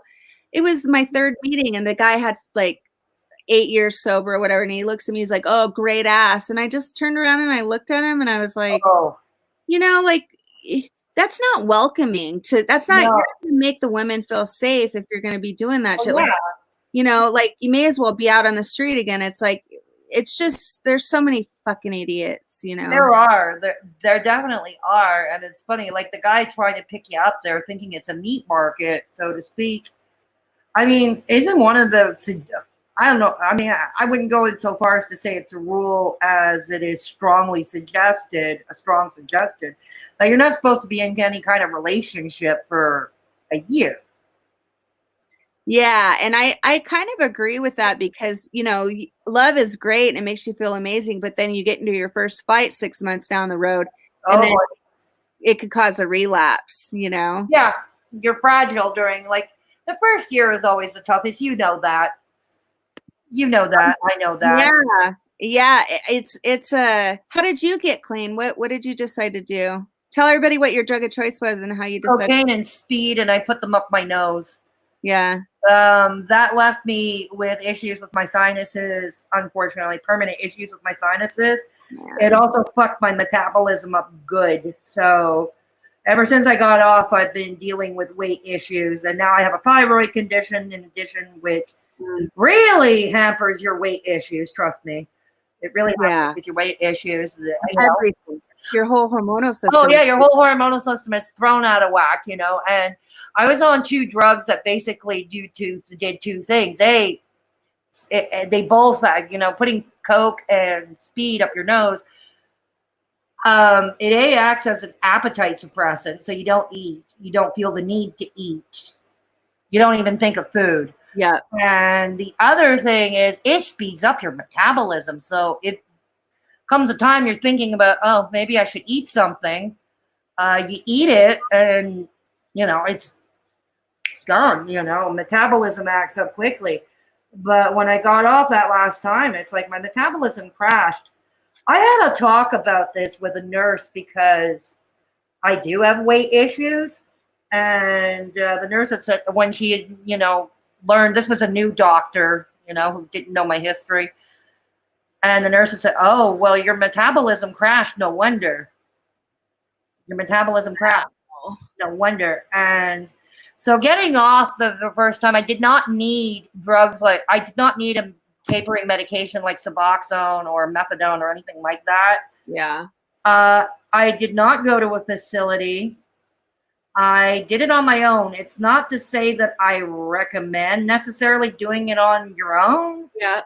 But that is how I did it. Congratulations. Thank you. I mean, it was very hard, it was very hard, but I'm also thankful I did not use injections and I did not use anything like heroin.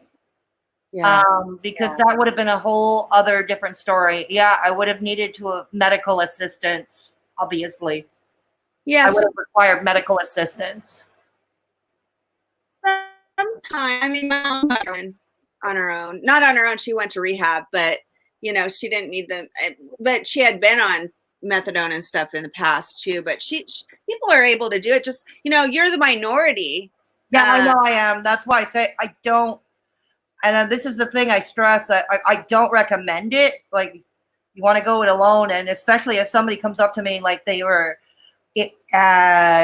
intravenous users, like they were shooting up, I wouldn't recommend trying to go it alone, if at all, get help. I would say, yeah, you're probably going to need help. You're probably going to need medically supervised detox initially. It's the same thing with alcohol. I mean, alcohol was never my problem, but both my parents were alcoholics. And alcoholism actually killed my father. My father died of cirrhosis of the liver, which eventually turned into liver cancer. And I do remember the first time, like when he first got sick a few years before. Of course, there's no booze in the hospital, right? So he was detoxing. And it really wasn't a pretty sight. Like from alcohol, it wasn't a pretty sight. They ended up putting him in a medically induced coma. So to get through it, I suppose. But they put him in a medically induced coma, and he was put in that coma for over 8 weeks. Wow. Well, he also needed assistance with breathing. He was that sick. It was that bad, yeah. He needed assistance with breathing, which meant intubation. And usually intubation, you kind of have to paralyze the person so they're not pulling out their tube or their tubes, Yeah. So yeah, it was sad, it is. It's sad, more than sad, it's scary. But for me, I consider myself lucky in that department. But like I said, it's not for everybody, and I certainly wouldn't recommend it for everybody. I'm really proud of you, Fedora. When did your dad pass away? Christmas 2013. Aww. We're like right smack between Christmas and New Year's. Oh yeah, I remember it well. It was pretty chaotic. It was like everything like surrounding the event was chaotic because of the Christmas holidays. Plus there was an ice storm in southern Ontario, which kind of like buggered things up because they were without power. Like the city of Toronto was without, and much of southern Ontario was without power. It was like a lot of events surrounding. I remember it well. It was quite chaotic. It was quite a chaotic time. Is your mom still alive? She is. She's still drinking, and she has a boyfriend who is also a drunk. Can't hear you. That's too bad. Yeah, her current boyfriend is a drunk. He's the total opposite of my father. The only thing the two have in common is that they're alcoholics. That's all they would have in common. Yeah. But this is the type of guy, I think my mother brought him into the home a lot. Kind of her way of getting back at my father, getting like change what type of thing.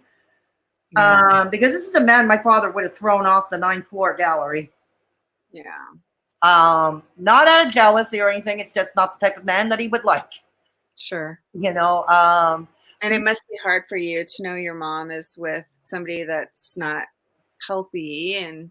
Oh, none of the thing about my mother and that is healthy. It's just my mother lives in a little place called Denial. Yeah. She lives in a happy little land called Denial. Oh, I wouldn't call it happy, but you know what I mean. No, she's in denial over anything and everything in her life. She's kept this guy in her home for, I don't know, and she supports him financially. He has no revenue. She supports him financially. It causes so much anxiety when your parents are not healthy.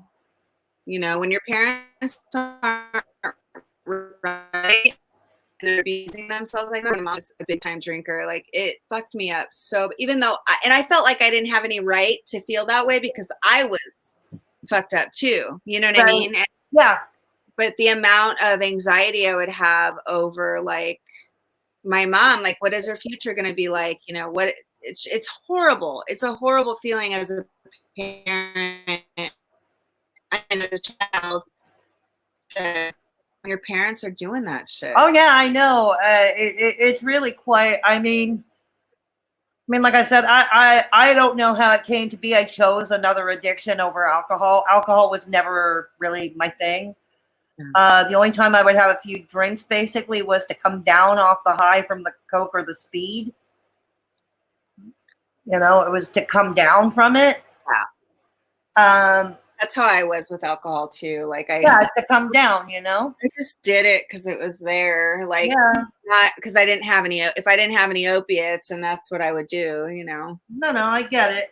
I totally get it. And but yeah, my parents, they chose alcohol. My mother also pops pills in addition. My mother also has a pill addiction. Yeah. Like she loves the drug Lyrica, which is a Yep. painkiller for, but it's a specific strong painkiller. It's for nerve pain. Yeah, a lot of people are hitting that Lyrica right now. Oh, really? Huh? A lot of people are addicted to Lyrica right now. That's Oh, wow. I didn't know. I like that. My mother's really big yeah. time into the Lyrica, and It's got a little bit of speed in it. I think it gives them like the Lyrica. I'm gives not them- sure what's in it. it gives them a speedy feeling. I think Does that's it? yeah, from what I've heard. Does anybody else in the chat know about Lyrica? Thank you, Amador. Thank you, Albert. Yeah, Amador. Isn't that a pretty name? Amador. Isn't it though? It is. Yeah, Amador is a pretty name. Yeah. Thank you very much. But yeah, what's another drug my mother loves to pop off in? The antidepressant Effexor. Okay. That's like one of the strongest antidepressants there are in the Or is market. another one. Yeah, another one that's real popular right now. Effexor. You know, these doctors, they just pass these pills out like I know. I know. Like nowadays, the only medication I'm on is the Synthroid for my thyroid. yeah. And that's it. Like that, I don't have a choice because I don't produce the hormones naturally anymore. Because your thyroid will put you in a deep depression. It has. Yeah. It And has. it's uncontrollable. It's not about your lifestyle choices as far as like, No. you know, it's really like has a huge effect on everything. It does. Memory, everything, you know. A lot of everything. I like regulating your body temperature. That's a big issue with me. A huge symptom. Do you get too hot or cold? What? Or do you get hot or cold or? I can fluctuate like within minutes. Like Well, for 5 minutes, I'm freezing, and then 5 minutes later, I'm like super boiling hot. Well, you're premenopausal too, aren't you? I might be menopausal now, but we have to wait a year because that's the rule of thumb. So that shit's fucking with you on top of all of this. Yeah, it is, and I'm not on synthetic hormones for that. I'm not on synthetic estrogen. Whoops, we can't hear you. Yeah. Oh, can't hear me? Now we can. Okay. Yeah, the synthetic estrogen, basically it's that's birth control pills. That's what it is. Yeah. They're birth control pills, which I never was a suitable candidate for because of the migraines. And because diabetes runs on both sides of my family, as does high blood pressure. It runs on both sides of my family. Do you have that? I'm not on synthetic estrogen for those reasons. Okay. Yeah, I'm not for those reasons. I'm not. Okay. I'm not a suitable candidate. I see. Wow. It's like Well, rolling with it. The AC is on now. I hope you can get your stuff figured out and hope you can get to the doctor safely and stuff. Oh yeah. Do you guys have like help with transportation, like sort of transportation help or anything like that? No, not really. I mean, I'm afraid to get on a city bus Yeah. or the metro because there's not really any social distancing happening on public transit. Right. And Ubers and taxis can get pretty expensive, as you well know. So my travel is very restricted. Yeah. Very restricted. I get food delivered here. Is that getting better? Because I know last time you were having a hard time with the deliveries. Are they getting more consistent now? It's a bit better, and I found a few tricks. Yeah. Like, for instance, from one of the grocery chains, I found the trick was to get their calendar online, you know, for the delivery schedule. Do your online shopping, like, in the wee hours of the night. Oh, okay. Well, it makes sense because there are fewer people online here, right? Yeah. Okay, so it makes sense. that the website would be less congested. The web traffic would be much less congested during the night. So yeah, that's one trick I picked up. Do my shopping online in the wee hours of the night. And well, you like to hang out in the wee hours of the night anyway. You're I nice. do, so it works well for me, I picked up other tricks like that too. And the other thing is my neighbors are quiet now. That's a shocker. My next door neighbors. Yeah, even with the lockdowns, they were still throwing parties every week. That's fucking annoying. I know, but I got back at them because I was practicing my singing all day before my live stream. I got back at them.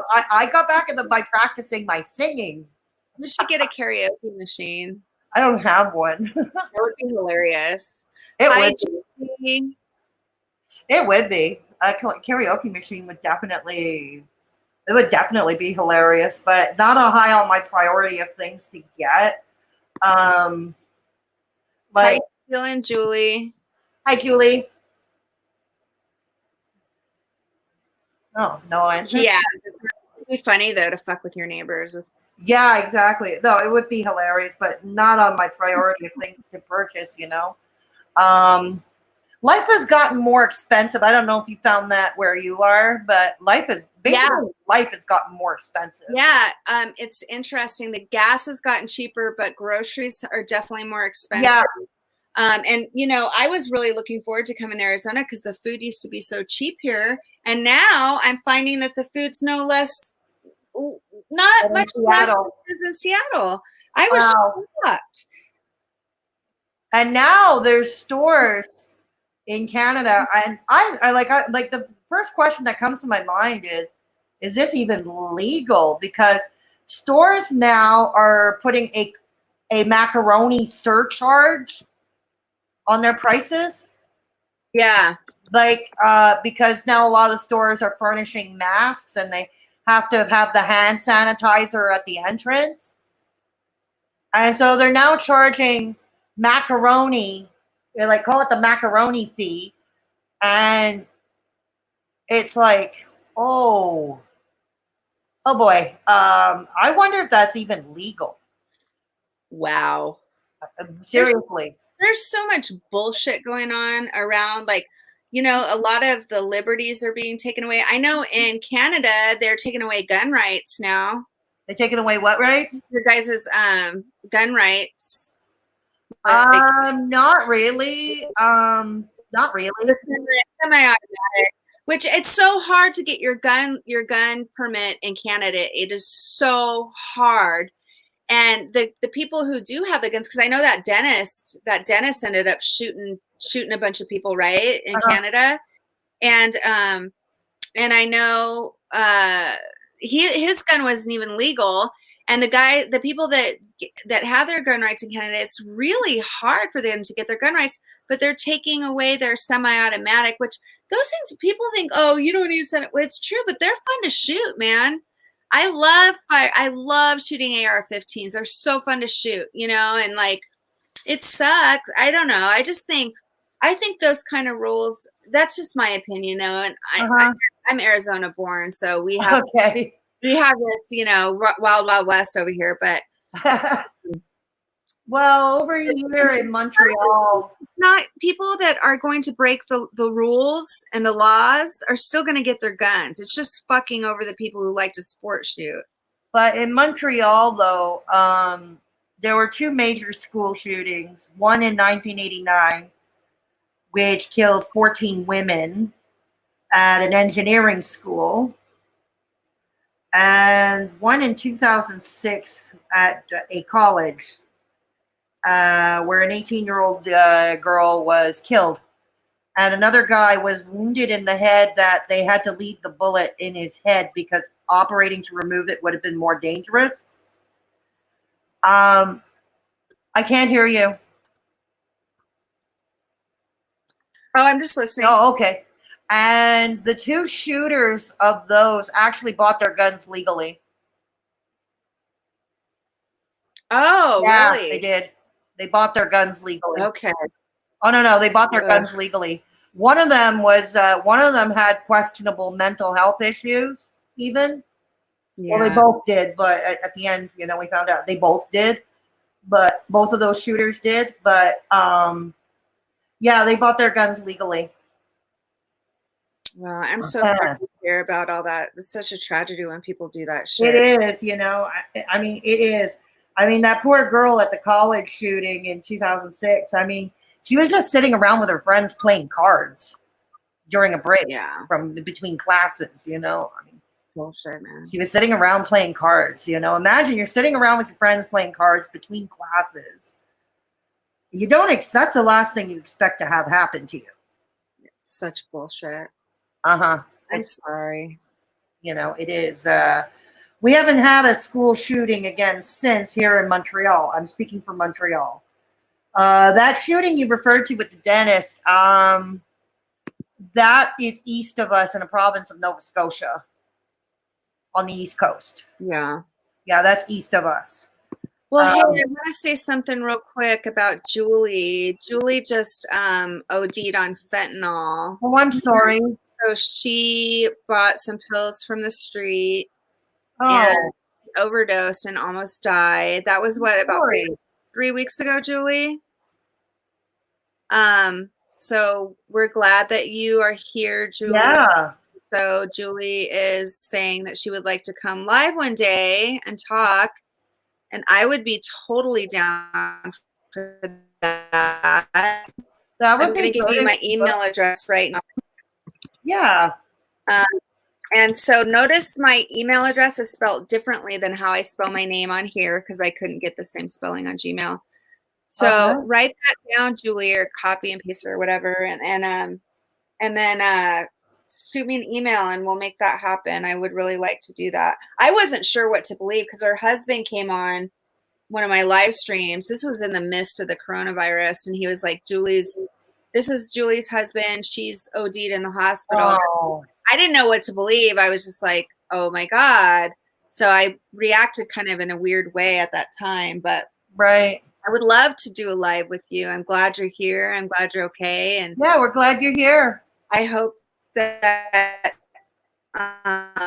Julie has 5 minutes and she's a nurse and she works a lot and takes care of the kids. And I know that that must be really stressful for you, but I hope you're taking care of yourself like you need now, Julie. I hope you're getting the support that you need finally. Yeah, I wish you all the best, Julie.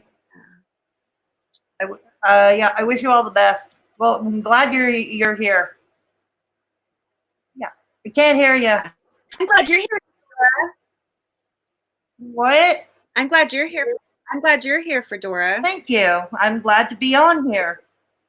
I just adore you. Thank you. I love the feeling. It's mutual. Thank you. The feeling is mutual. I always get so happy too when Albert comes in because I know Albert's been struggling so much, and I'm so happy now that he's got a job. Yeah. Hell yeah! And he works at Outback, Steakhouse, so he'll be eating really good too. So okay, cool. Yeah. Do they make if there's food involved? Yeah. Do they make you pay for the food though? Do you get free food? There's that. There's always that. Some employers are cheap. Oh yeah, I can't even afford half of even if they give you half off, it's like it's still really expensive. It is. We don't have that here out back, so I don't even eat out anymore. I have been recently because the restaurants just opened up, and so I've been, and I don't have a lot of money to spend right now on food. Like so I have gone to breakfast with my sister because she's visiting from LA. She drove down. Oh, nice. Yeah, and then I went to breakfast the other day, and it was like it felt so weird. And then I went to a happy hour. I had my Shirley Temple drink, and that was weird. And then people would like come up to talk to me and my friend that was there, and they would stand away, and all the servers have masks on and everything, and it seems really clean. And I feel like I went to one other place. Did I? Maybe that was it. Restaurants are the thing that's still closed here. Yeah, it's restaurants and bars are still closed, but They I don't know reopen things. They reopen pretty much everything else. I don't know how they're going to survive though, because like the restaurant, you can only it was table only and 6 employees, and I was like, how the fuck are these people gonna? I feel bad. I know I understand your side of the fence, and I understand the other side of the fence. It's like we've got to get back to work, but then you have vulnerable people like yourself that we really need to care for. I think there needs to be a system set in place, some extra help for people who are vulnerable. Okay, I agree. safe rides to your doctor's appointments. Yeah, Special that quarantine, would be, yeah. like maybe the government can pitch in for some free food deliveries, things like this, because instead of just putting everybody out of commission, Yeah. why don't we focus on really helping the vulnerable right now so that we can take care of them? Because if we're all out of commission, we're fucked, Yeah, exactly. And it's what I say. If everybody's out of commission, you can't have an economy either. Right? You can't have an economy either if everybody is out of commission. That's true. And so, but if we took the money that we're spending right now on these finance checks that we've gotten one so far. Some people haven't even got it. It was $1,200. Yeah, I heard about that. Yeah, and then on top of that, we're getting an extra $600 with this pandemic unemployment. So if we took that money instead and really took care of people like you, make sure you had your rides to the doctor, make sure you're in good quarantine, you have special food deliveries who's really complying with these food, you know what I mean? Like a certain company that is dedicated to like helping, I would love nothing better. I mean, as it is, one of the things that got more expensive with macaroni, like with quarantine with me, is because with all the food deliveries, it's damn delivery fees you're stuck with. Oh yeah, it's outrageous. And maybe if we focused more on the vulnerable and taking care of them in an appropriate, doesn't that make more sense? That's why to me, I feel like there's something else going on too on top of it. Yes, there is a coronavirus, that is a very real thing, but there's a part of me that thinks something's not right. There's also some sort of power thing going on with our governments. And there are injustices. There are, especially as Americans, like there are freedoms that are being taken away. There are being put in positions we never have before, and of course for the better good, right? It's understandable for a certain amount of time, but it's gonna, just like when 911 happened. Okay, when 911 happened, then they changed the security, they made things more strict when it came to flying. I just feel like it's another opportunity for our government to make things more strict. Well, that's the thing I've noticed as an observer in Canada. Every year with the 9/11, ever since the Bush years, every year at 9/11, September 11th, September 11th, every year, there's the commemoration and all that, and the heroes and all that. But the thing is, on the flip side, I also hear, because keep in mind, I used to be a political blogger, so I don't do that anymore, but I still have contacts. And the one thing I thought was, if these governments really cared about the heroes, like the firefighters who are now permanently sick and can't work anymore, why aren't you giving them health care? Right. Yeah. Why aren't you giving them health care? Like, that would be the best way to honor them. No shit. Give them health care. Give them all the health care they need. Like, I know a lot of these firefighters, the police, emergency work, paramedics, all that, a lot of them can't work anymore because of they have permanent damage in their lungs, or they have permanent organ damage because of what they were, exposed to. And it's like, every year, let's honor them. But you're not giving them health care. Yeah, there's so many things going on. And like I said, I've never been into politics until now. And I'm grateful that, like, I had a friend that shared a bunch of political channels with me before the macaroni happened. Right.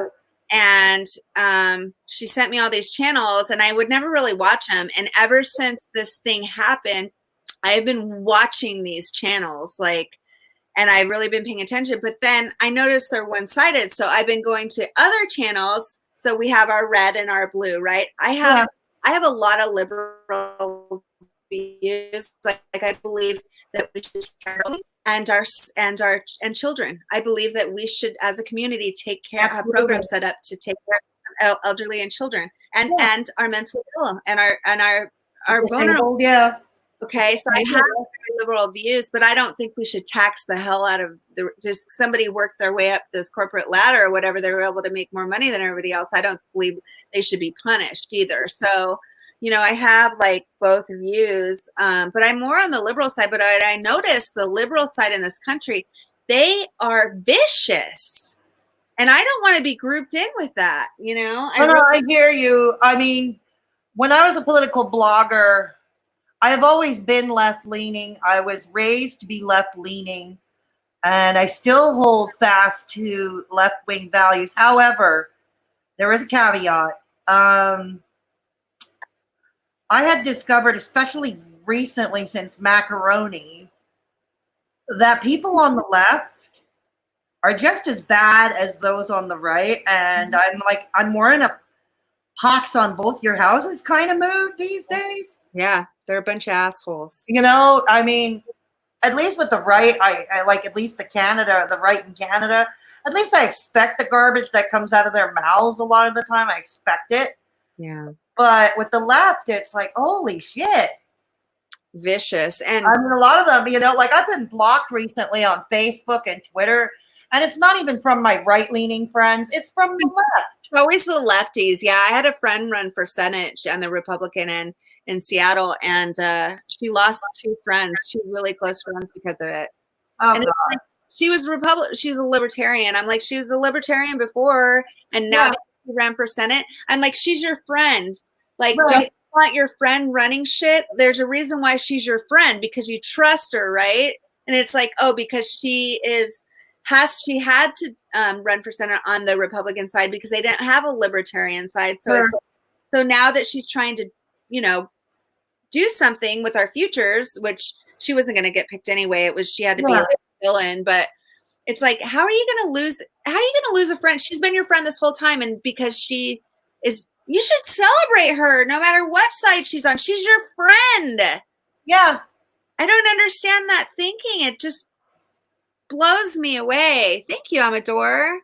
This is the only clip that fits in my big old thick hair. So I'm always like, where's my clip? Where's my clip? Because they're sophisticated. Yeah, thanks. It's the only one that'll fit in my hair. Oh, wow. Yeah, they're sophisticated. I have nice thick hair. It's real nice. I used to have thick hair. Yeah, it messes with the hair. I want you to look into Seek Help. Just like look into Seek Help. Dr. Berg, B-U-R-G. Can you write this down? Dr. Berg. And he's on YouTube, Dr. B-U-R-G, and go and thyroid. Just punch in Dr. Berg thyroid on YouTube and start listening to Dr. Berg. He's amazing. My friend had major thyroid issues, and he's helped her through a lot of it. He's a naturopath, and he's a medical doctor. Oh, no, he's a chiropractor and a medical doctor also. So he's a naturopath and a chiropractor. That's what it is. And so just a great guy, and he has a lot of great information about thyroids, and he talks a lot about Seek Help. So it'd be worth taking a look at. I know you're struggling, right? Albert says no poo. No poo. Yeah, I need to do a no poo update. I guess I'll just do one a month update. But I want to. Okay, you guys help me. Give me a video idea, because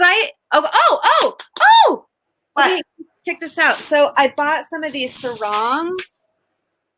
Okay, so this is everything I own right now. And by the way, all my stuff's in storage. But I bought some of these sarongs from Hawaii and from this little company, right? And you can tie them in all these different ways. Right. And so anyway, she gave me a thank you note, and she said she would send me a free one if I gave her a review or whatever. And I said, well, you know what? I said, I will put your link on my channel. And so she's going to start sending me free clothes. And this dress is actually too big for me. I ordered it too big, so I just wear it around the house. But this is one of the dresses. And so I'm going to start getting free stuff, like showing off my sarongs and stuff and showing how to tie them. So I think that'd be kind of fun. But yeah, it would be. That would be a fun video. Give me a video idea, you guys. Give me a video idea because I want to get back into my YouTube. Oh boy, I'm looking. Oh boy, I am dry of ideas right now. What do you think? Because I feel like so. I mean, this channel is about. I should probably just start doing recovery videos again. I mean, that's what everybody's here for, and yeah, you know. I mean, it's okay. I think it's okay to change it up every so often. I think so too. I mean, look, I know a lot of these YouTube gurus, they say pick a niche, pick a lane, stick to it. But I don't think that's always applicable. Take PewDiePie, for instance. He's like the biggest YouTuber there is. He started off years ago as a gaming channel. That's what he does. That's it. Did. He played games, but he doesn't play games anymore. Yeah. He does commentary now. Yeah, and that's the thing. Like I have like when I can sit with somebody one-on-one, like in person, I can carry on great conversations. But for some reason, when I get in front of the camera, I just draw a blank. And also I'm afraid to share my true views sometimes because I don't know why. I feel like a lot of the way I think is kind of, that's what YouTube's about, right? You share your views and some people like it and some people don't. I guess I really don't want to attract negative attention. I've really tried to make my channel. I've been lucky with my channel. I've only had a few like little trolls and I've only had a few problems. So I've been lucky, like keeping the drama. I don't talk shit about people on my channel like some people do. And but I would love to, like, I don't know. I just need some ideas. You know what? When I get my new place and I start doing some little projects on my own, like I want to put in my ceiling fan all by myself. Wow. I can do stuff like that. Show people how to I don't know. It's going to be a nightmare. I don't know how to do jack shit. I don't know how to measure. I don't know how to cut anything. I don't know how to use tools. I guess I'm going to learn. Well, yeah, you're going to learn. I can't afford to have stuff done. So when are you moving into the new place? In about 2 weeks, hopefully. Okay, cool. Yeah, I'm so excited. This is my very first time. You should be. Hi, Menandro Chanel. Hello, host. Hello, honey. I'm so excited. This is my very first home. Yes. And I didn't think it was going to be a condo, but it'll be a practical place for me to live for a while until I want to do my homesteading. And it'll be a good place for me to learn how to do some measuring and building, because I can come here. The guy who owns this Airbnb, he's my mom's good friend. And he has a big shop and everything. He does all this woodworking stuff. So I could buy the tools, bring them over here, and he can show me how to use them. Yeah. And there's plenty of room here to do that kind of stuff where I can measure and all that. So I can make it work. I think you can. Handiwork stuff. I think you can. Yeah, I wish you the best with it. Seriously. I mean, congratulations again on purchasing your home. Thank you. Well, I'll tell you what, I couldn't do that if I was in active addiction. Slave to the beats. What's up? Slave to the beast. Yeah, if I was still doing drugs like I was, I sure as hell wouldn't be buying my first home. No, well, that's one of the positive things. You worked hard toward this, You worked hard toward this, and this is a new achievement. So, yeah. Yeah. Be happy about it, yeah. Amador says, I have a condo. Hopefully your HOA isn't like mine. They're with us. Well, I met the president of the HOA. She actually lives on top of me. I was kind of like, but she's lived there for 13 years. She's plans on dying there. So she really cares about what's going on. But it's a very diverse condo. So everybody's welcomed, and it's a vibe like like it's not too uppity, you know. It's not too, everything's safe and clean, and there's nice plants everywhere. And the HOA dues haven't gone up since 2007. They are going to go up again next year, of course, because I'm a writer. But it's going to go up by $30 or whatever. But I like the maintenance man is trans, right? So like it's open-minded little community, you know, Cool. and very diverse. And so I'll fit in fine. There are a bunch of unique people there, so Oh, cool. it'll be okay. Well, enjoy it. It's not fancy. It's you know, It doesn't have to be. Yeah, it's perfect for my first little place. Yeah, just you and the cat. So yeah, and he has 2 patios he can go out on. there you go. 2, There you one on top in my living room and one on the bedroom, so I can open those in the morning and he can go out. And I put little bird feeders there for the. Yeah, I wonder if I can. That's the thing about HOAs. They'll be like, "Oh, you can't put bird feeders on your porch." That could happen. Oh wow. But my battery's gonna run out here. I'm gonna say goodnight to everybody. Okay. Good night, everybody in the chat. It was nice talking to you, and thank you for having me on here. Thank you for always coming up and hanging out and entertaining us. Oh, my pleasure. I love chit-chatting with you. And thanks. I promise I will never sing here again. No, I loved it. I love the words. Sing it again. Thank you. Sing it again one more time before we go. All right, let me get it up. Okay. So Fedora wrote this song about Karens. The meme, the Karen meme. Yeah, it's a parody. It's a parody. It's a parody off the song "Look at Me, I'm Sandra Dee from Greece." So here we go. So Karens are people that millennials talk shit about and say.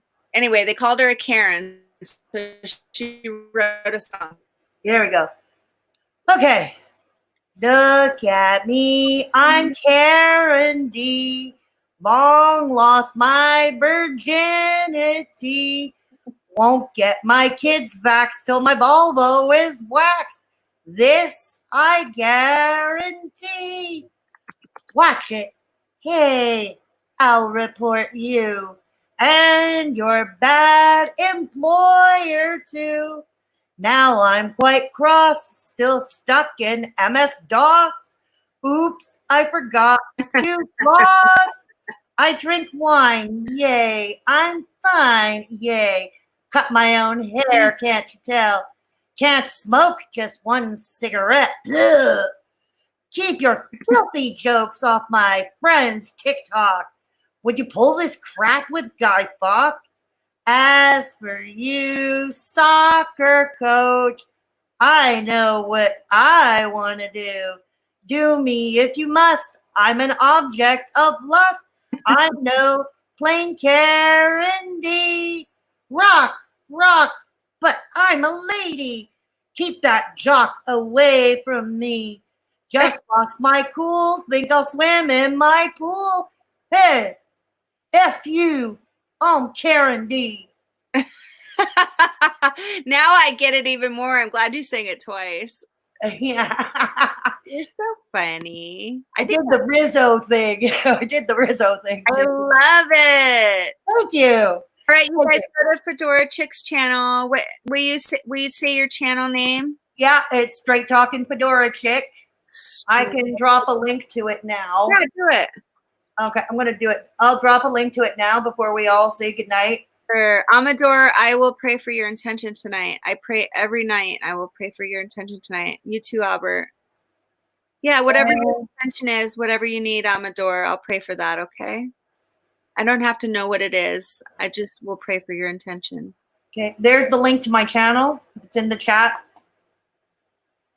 for anybody who's interested. Yeah, go to Straight Talking Fedora Chick's channel, you guys. She does commentary and yeah, I do commentary. Yeah, that's what I do. Thank you for the promo, Roberta. Yeah, where is Slave to the Beats? He might have left already. That's possible. Good night, you guys. Thank you. Good night, everybody. Thanks for keeping me busy. You're welcome. All right, guys. Bye.